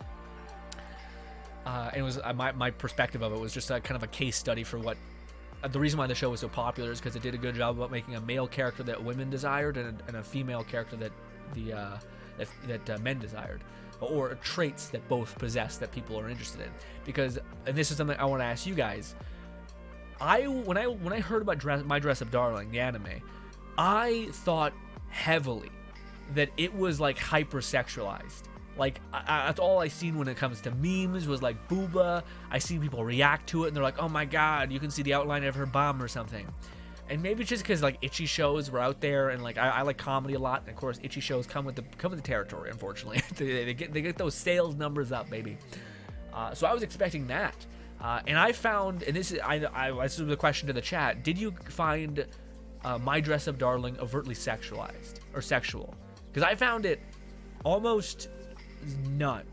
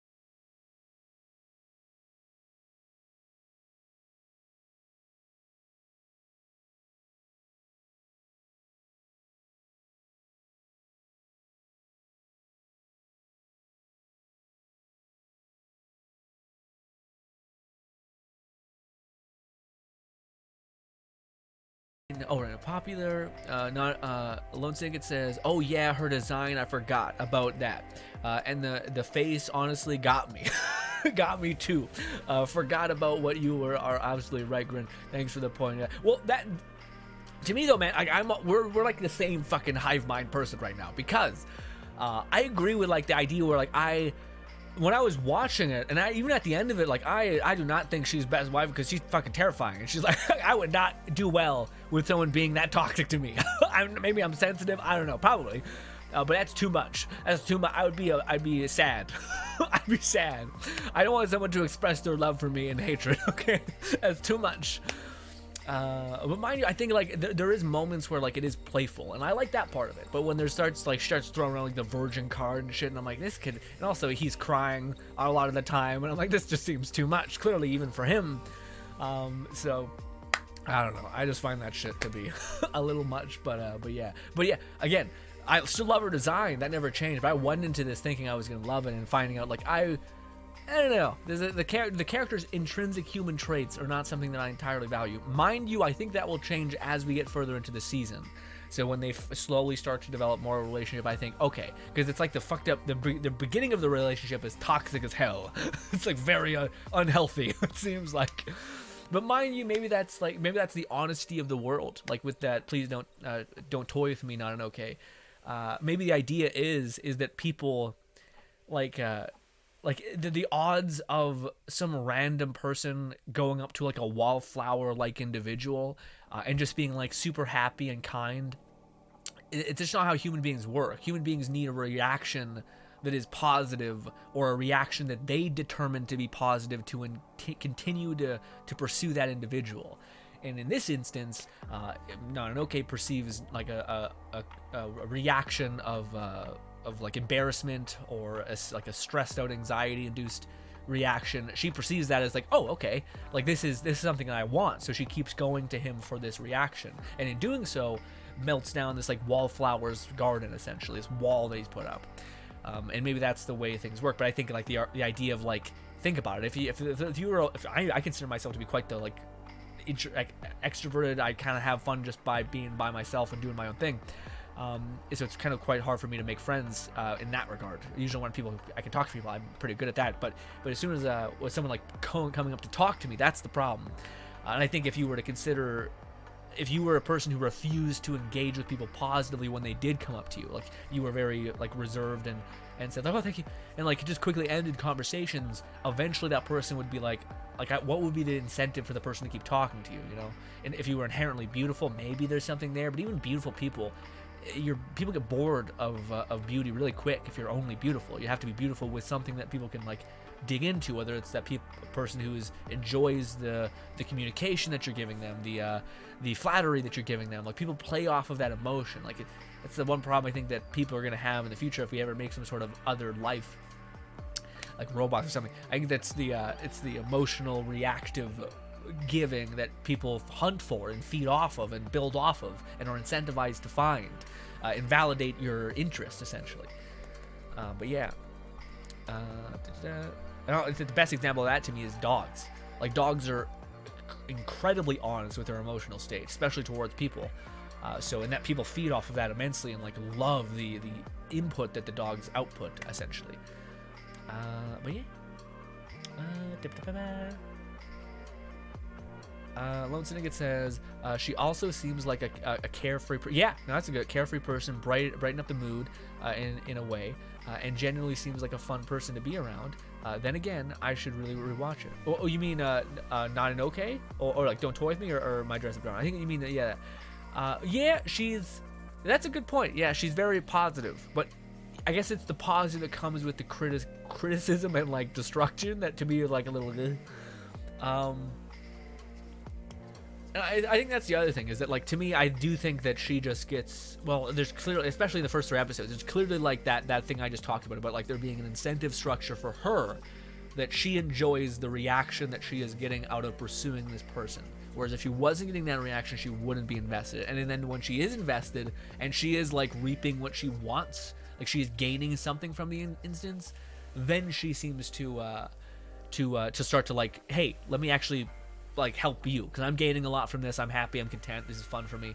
Let me try to help you, get you out of your shell, actually stick up for yourself, have fun, will make you happy, make your day not so fucking boring, that kind of thing. So yeah, that's true. But it's funny because I think maybe that's the testament to the show, but like I feel like outside of when she interacts with him, she's pretty neutral. But only when she's with him does she seem to get that, like, and it's funny because it's almost like somebody feeding off of positive emotion, but for her it's negative, like not negative, but it's like it's kind of negative. It's negative emotion, a person being in distress and feeling like you're kind of pulling strings that gives you like an amp, and that amp you eventually pay back to them because you want to keep benefiting from that thing. So it almost seems like she gets like an extrovert high when she's around him, because she is engaging in that like pick me up essentially, which is weird. I wonder if that's true of people. People can be that, get like a very empowered surge of energy when benefiting specifically from like teasing or tormenting people. Lone Singed says, my dress up darling was as sexualized as people made it out to be. Those were mainly people who were mad at the fact that my dress up darling was top of anime charts for a while. Interesting. Yeah, I guess that's true for everything. I'm curious about how did you feel though, Lone Syndicate? How did you feel about it? Kind of an assessment for how everyone else reacted, which I appreciate, but I'm curious about how you were feeling. I take it based on your comment, it feels like you were like less of the thing. Yeah, because you gave a reason for why people were upset and made the deduction of it being hypersexualized. I think that's probably where you're at then. Please correct me if I'm incorrect. But part of me thinks, again, let me ask you this, Lone Syndicate, why do you think My Dress Up Darling was successful in the first place? So not why, like, annoyed that it was, but what was the reasons what that made it successful? What made it like the top of the charts for a while? Because this is my feeling also of My Dress Up Darling, is that similar to Please Don't Tease Me, Not an Okay, people were making it seem like it was like the best show ever. And it was like it was beating Demon Slayer and all these things. So I was like, holy shit, this must be like fucking incredible. And it is very, very good, but I wouldn't put it above like some of my most favorite like anime wholesome romance rom-com nonsense shows. You know, it's good, it's very good. I'm excited to see season 2. I enjoy it. It's like an 8, great. But to me, I wouldn't put it above where people were kind of putting it, just because we haven't seen enough of it yet, frankly. But yeah. Once again, it says, now don't get me wrong, there are some scenes that are like, hey, nudge nudge, wink wink. I only found 2 scenes for that, Lone Syndicate. For me, it was the scene where he opened up the classic anime thing where he opens up a fucking door and he sees like a naked person because she got out of the shower, kind of nonsense. That was one. And then I seen one where he fucking at the very end where she was on him, but that was the only one that to me seemed like it had any of that. There's moments where, and maybe it's just because he is such a weirdo about it that makes me feel like it's less, and she's so calm about it that makes me like side with her more and be like, what's happening? Like, calm down. You know. Also, maybe you're talking about the scenes where they explicitly talk about him jerking off, which is like, I mean, I get it. Sure, man, whatever. But I don't know. To me, there's a lot of shows where, like, again, you'll fall over or you'll fall down the stairs, not break any bones, and end up with like a vagina right in your fucking face. And you're like, this is anime, baby, it's trash. It's absolutely nonsense. And you're like, what the fuck is what? You know? But to me, I always find that pretty funny. But even still, that to me is like explicit, you know? Whereas the show never had anything like that, I think. Like, worst case scenario, there was a scene where like I think she was sitting on a futon and like put her foot in front of him. So maybe if you have a sexualization for feet, maybe. But I don't know. I didn't really. I draw a short card when it comes to that. Lone Singed says, we didn't forget about the D-Gen in the back now. We didn't forget about the D-Gens in the back. What does that mean? Lone Singed says, also, I understand where you're coming from, Grin. Those first 3 animes, I did laugh a bit, but I also like Come On. The dubs has clearly had enough. He just wants to get out He just wants to go about his day. Oh yeah, what the don't tease me thing. Yeah. Maybe the dub was it too. Although I don't know. Maybe.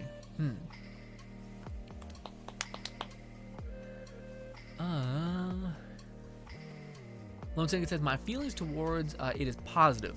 I enjoyed it, like the character great, and I didn't take itself seriously. Yeah, that's a good point too. I didn't do that. There are wholesome moments and some itchy moments. Yeah. See, again, maybe it's just because again, my gauge is what I just described. The person falling downstairs and like being like, and I'm like, god damn, shit. Or like High School DxD, where like everything is like booby physics. Whereas this one, it seemed very tame. Maybe just because of based on the other shows that like are in the medium, that it's just like okay. But yeah, to me, like I can't think of a moment that was like that, like anything on that level even near, you know. And those shows aren't even described as itchy. It's just this fucking nightmare hell of anime. Okay. But yes, let me drink some water. Oh, my body. I don't want to work out today.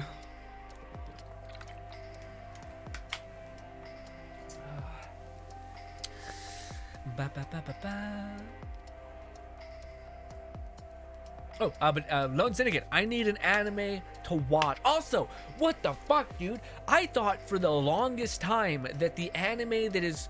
Oh my god, please save me. It's basically the show that has like this dude with this like Phantom of the Opera looking guy, short Phantom of the Opera. He gets isekai'd, he has a ponytail, he has like an archer, there's a spider waifu, and there's a dragon waifu. Both a dragon and a spider, but they become humanoid. Anyways, he has a bunch of rings. Hit me with it. Hit me with the show. That's enough, I think. Goddamn show. Regardless. This show, I thought was dubbed. I thought it was dubbed forever ago, but it just got dubbed recently. It's on Crunchyroll. It looks awesome. People were talking about it like, well, I don't want to like hype it up too much, but it seemed like people were enjoying it to the extent in which they enjoyed maybe a little bit less than Shield Hero, but still like a pretty hyped show. And it looked really good for what it's worth. And yeah, I can't wait for the dub to be finished so I can binge it. In fact, that was when I was planning on watching next. And I was also planning on watching The Fruit of the Evolver. That's not dubbed either. So I'm just like, what the fuck happened? What? These are like some really popular ass shows. Why are they not getting dubbed, dude? So I don't know. I'm kind of like, those are the two shows I had in mind, and now I'm kind of stuck. I'm like, well, what the hell is there to watch? God damn it. So I'm kind of, I'm coming to you guys. What show should I watch? Also, did Lone Syndicate say an RPG? I think Lone Syndicate was saying something like, maybe I misread. I thought I seen something like say, "Hey, there's an RPG show I wanted you to watch." Yeah, anime suggestion. There it is. Anime suggestion. RPG real estate. In the land of Lidal, and the life with an ordinary guy who reincarnated into a total fantasy knocked out our shows. I think you. Oh, these are. Oh, I thought that was like an idea of what the show was. Those are names. Oh shit. Total fantasy knockout. Like maybe. Well, the first maybe not, but I suggest anyway because I found them adorable. I feel like I kind of Lone Syndicate to me. I've just watched for like preface. I just watched two wholesome comedy, like soft, very soft shows. So I feel like I'm at the point where I'm like, I kind of wanted to watch something a little bit more, like I want to burn all this goodwill that I've built up with like emotional structure that these shows have given me. Also, why did that skip? God damn you, mouse. There we go.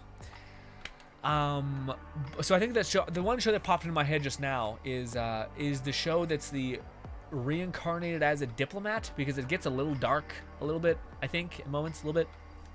That I thought would be a fun watch. Kind of back and forth the weirdness. Also, man, people be talking about Spy X Family so good.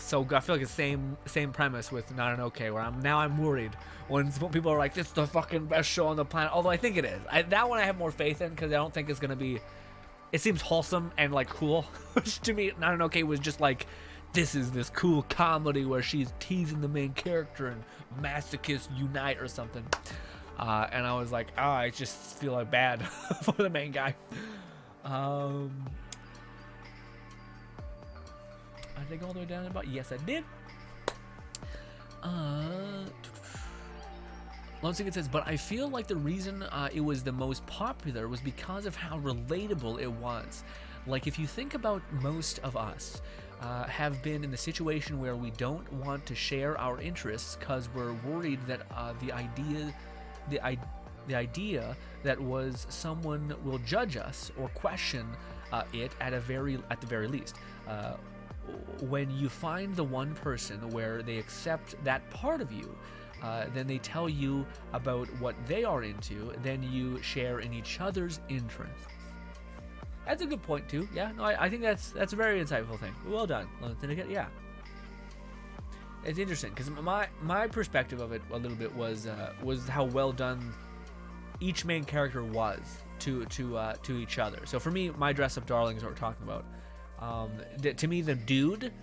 It's funny because in the show they make a good polarity of, like, I think women to some extent, especially women have been dating a consistent amount on like Tinder and such, there is this posturing of what is perceived to be cool, fuckboy culture a little bit with this idea. So I think the manga guy made like, well, what does a woman want, especially a woman who is dealt with that idea of like trying to find a partner, finding one who's quite arrogant, who doesn't enjoy their interests, doesn't treat them fairly, really, because what do you call it, it's a two-way street. If you're if they're going to be interested in you, hopefully you're interested in what they like, etc.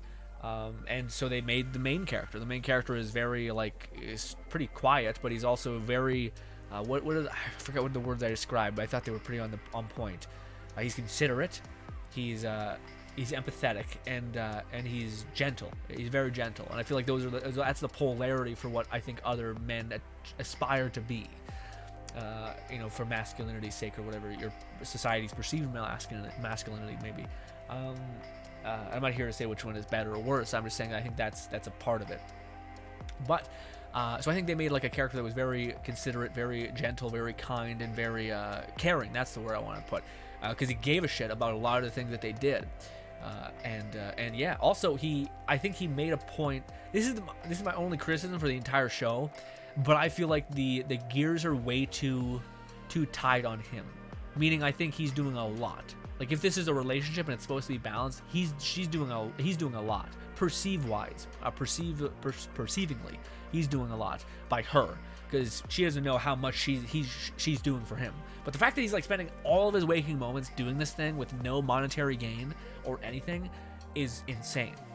So I really hope in season 2 in the manga or season 2 or something, he gets paid by like a company or something, because it does seem like it's very skewed. Like, the dude is doing a shit ton and he's getting nothing besides like what is essentially emotional development and beauty and development of his craft in different ways, sure, but she doesn't know all that, and she's the one that's still continuing to ask so much of him. So that to me is a little skewed. My only criticism for the whole show, I really hope that she eventually like takes an interest in like trying to do his dolls with the same reverence and vigor that he's provided her interests. But yeah, I hope there's a moment where he eventually, like, I think they can do a cool moment where that dawns on her a little bit, and also where like he stands up for himself about being like, my interests matter too, fuck you, and follows his interest, and she's like, shit, like she's kind of right. I've been giving him all this shit, and I've been not taking in much of anything. Granted, she is again doing a lot of emotional support for him. I'm not saying that, I'm just saying perceived wise, like she should be perceiving that he's doing far too much, and she is not providing much of anything on her end, if that makes any sense.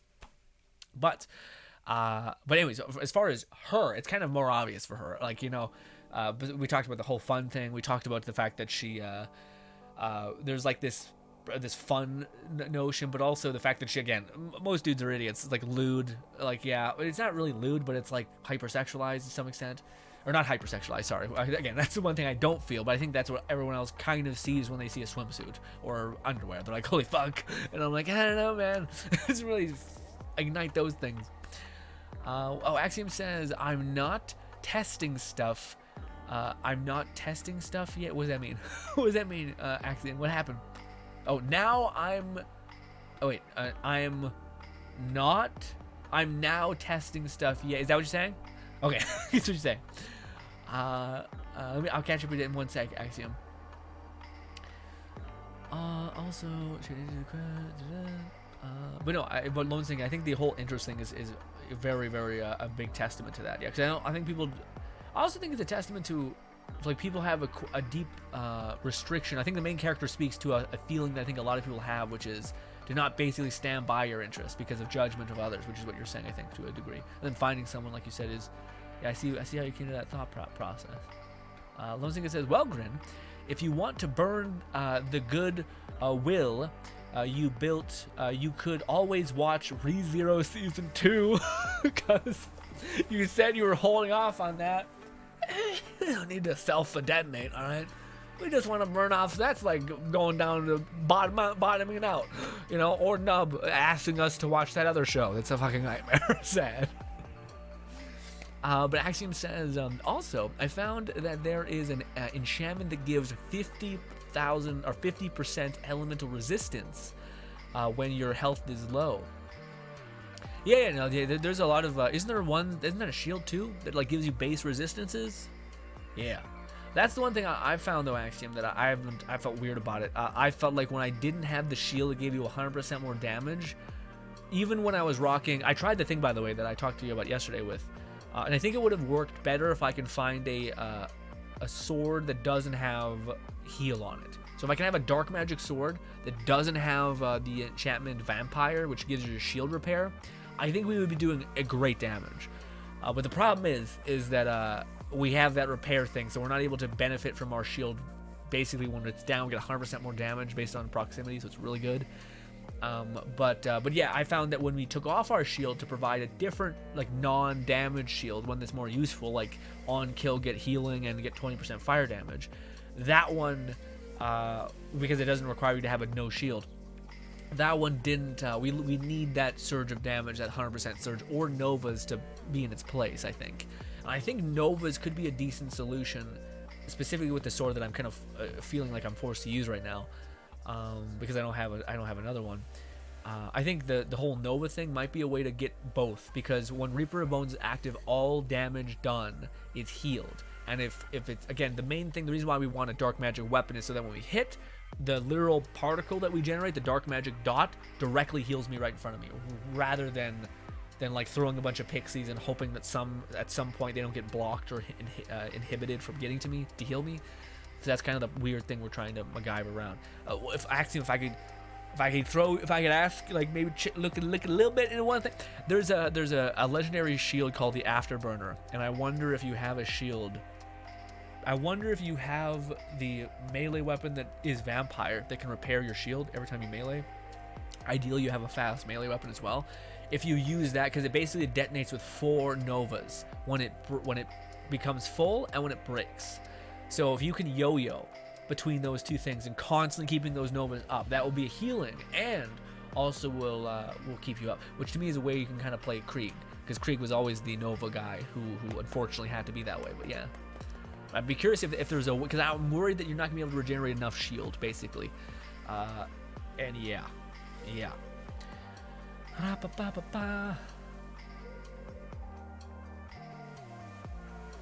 Lone Singer says, but Grin, if you want a show with action, 2 animes I would suggest is Absolute Duo and Akiba's Tribe. First of all, you don't think I watched Absolute Duo? What are you fucking talking about? You kidding me? You kidding me? Of course I was. The Shield one? It's a Shield guy, right? Shield and like a weird... Is it like a fucking pink or a white-haired person? I don't know. I think that's right. It's good. Very good show. It was weird. Yeah, it was one of those shows that I thought was really good, but I was like, I don't think this is ever getting a season 2, which is sad. But yeah. But I'm not sure about the Akiba's Tribe. I'm going to Google that real quick. How are we on time? We're over our time limit. You're just looking at my beard, firm.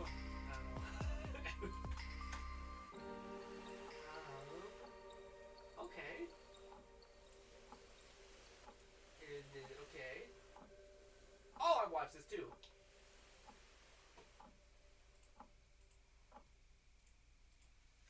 I can't believe you, Lone Syndicate. I can't believe you. I've watched both of those already. Okay. But thank you so much for the suggestion. Axiom says, well, I really want to do, or what I really want to do is get survivability from gear, so more damage can come from your skill tree. I can try Nova soon. Interesting. Yeah, well, I don't know what you mentioned that beforehand. I don't know what else I can do for survivability within any of the skill trees. Statomancer and Greyborn, I don't know what else we could do. I previously went with efficiency. I tried that. That was decent, but I don't think it was better than having cooldown when we get a kill when we activate our spells. Our spells can kind of feed off of, like, and keep Reaper of Bones at bay, but we still need the healing input from our melee. But yeah, the only way that I felt like we had a sufficient amount of healing or like health to heal, because that's the other option, is either you can heal rapidly, or you can have a ton of HP that, as long as you're consistently healing, you'll be able to be okay. Essentially, you'll be able to face tank more things because you just have such a high reserve. That one was complicated a little bit. You needed to do two things. Yeah, you needed to go with like HP, or no, you needed to go with the class mod that reduces your health to 1, gives you a shit ton of shield, and then you need to go Berserker and get the middle capstone, which takes all of your shield and puts it back into health. So you end up having like this weird yo-yoing, like amplify your shield, but then take your shield and put it back in your health, and then you have a lot of HP. You have like 8k, which is crazy, and out of all the skills that you can get, it doesn't come close to that, I think. But yeah. Ladies and gentlemen, we have to wrap it up because I gotta go clean my room today, as well as I got to go exercise and whatnot. There is a video coming out today. It is another Try Not to Grin. I know, disgusting. We have 2 of the same videos, relatively. Forgive me. Same idea, concept, positioning. But we looked at some fun memes. Go check that video. It's over at Share Your Grin. Golly, Share Your Grin. It's over at that channel. Hopefully you guys will check it out when I eventually upload it. But before I upload it, who should we go raid? Is there anyone who's currently streaming that we can go shower with compliments before we have to leave? Let me see. Do I have anybody? I did not. Does anybody have a name? Where's my fucking thing? This and then this. Okay. Also, Axiom says I can try Nova soon. I hope so, Axiom. If you can get ahead of that and try that for me, that'd be great. But also, I think I'll try that as well. Hopefully. I'm not sure if I'll be able to have any more chutzpah to make that happen, because I'm pretty spent a little bit. I need to kind of get away from Borderlands for just a couple hours, or Wonderlands for a couple hours, just to kind of refuel the mind, all that. But anybody's got a name? Anybody got a name that we can go quickly raid? Somebody? Anybody? 2 people being like, hey, love you, thank you, you're great. I am actually very blown away. I never thought it would happen that our YouTube audience would be greater than our Twitch audience. Granted, we stream plenty more on YouTube. Makes sense. But yeah. I'm waiting. Just one person. Even if you guys are like, Grin, I have nobody, then we might just let it simmer down. We might just be like, and put it to rest. Asterblade says, I don't have anyone to raid. Sorry, it's all good, Asterblade. Don't cry. You beautiful. I was about to say, you beautiful monkey. That seems mean. Why do you gotta use that emote? Asterblade threw in the towel, got nothing in terms of people, in terms of personality, all of it. What is that? That is tiny, unbombable snowman. Is that right? Or a sheep? I don't know. It's a white fluff thing. Anyways,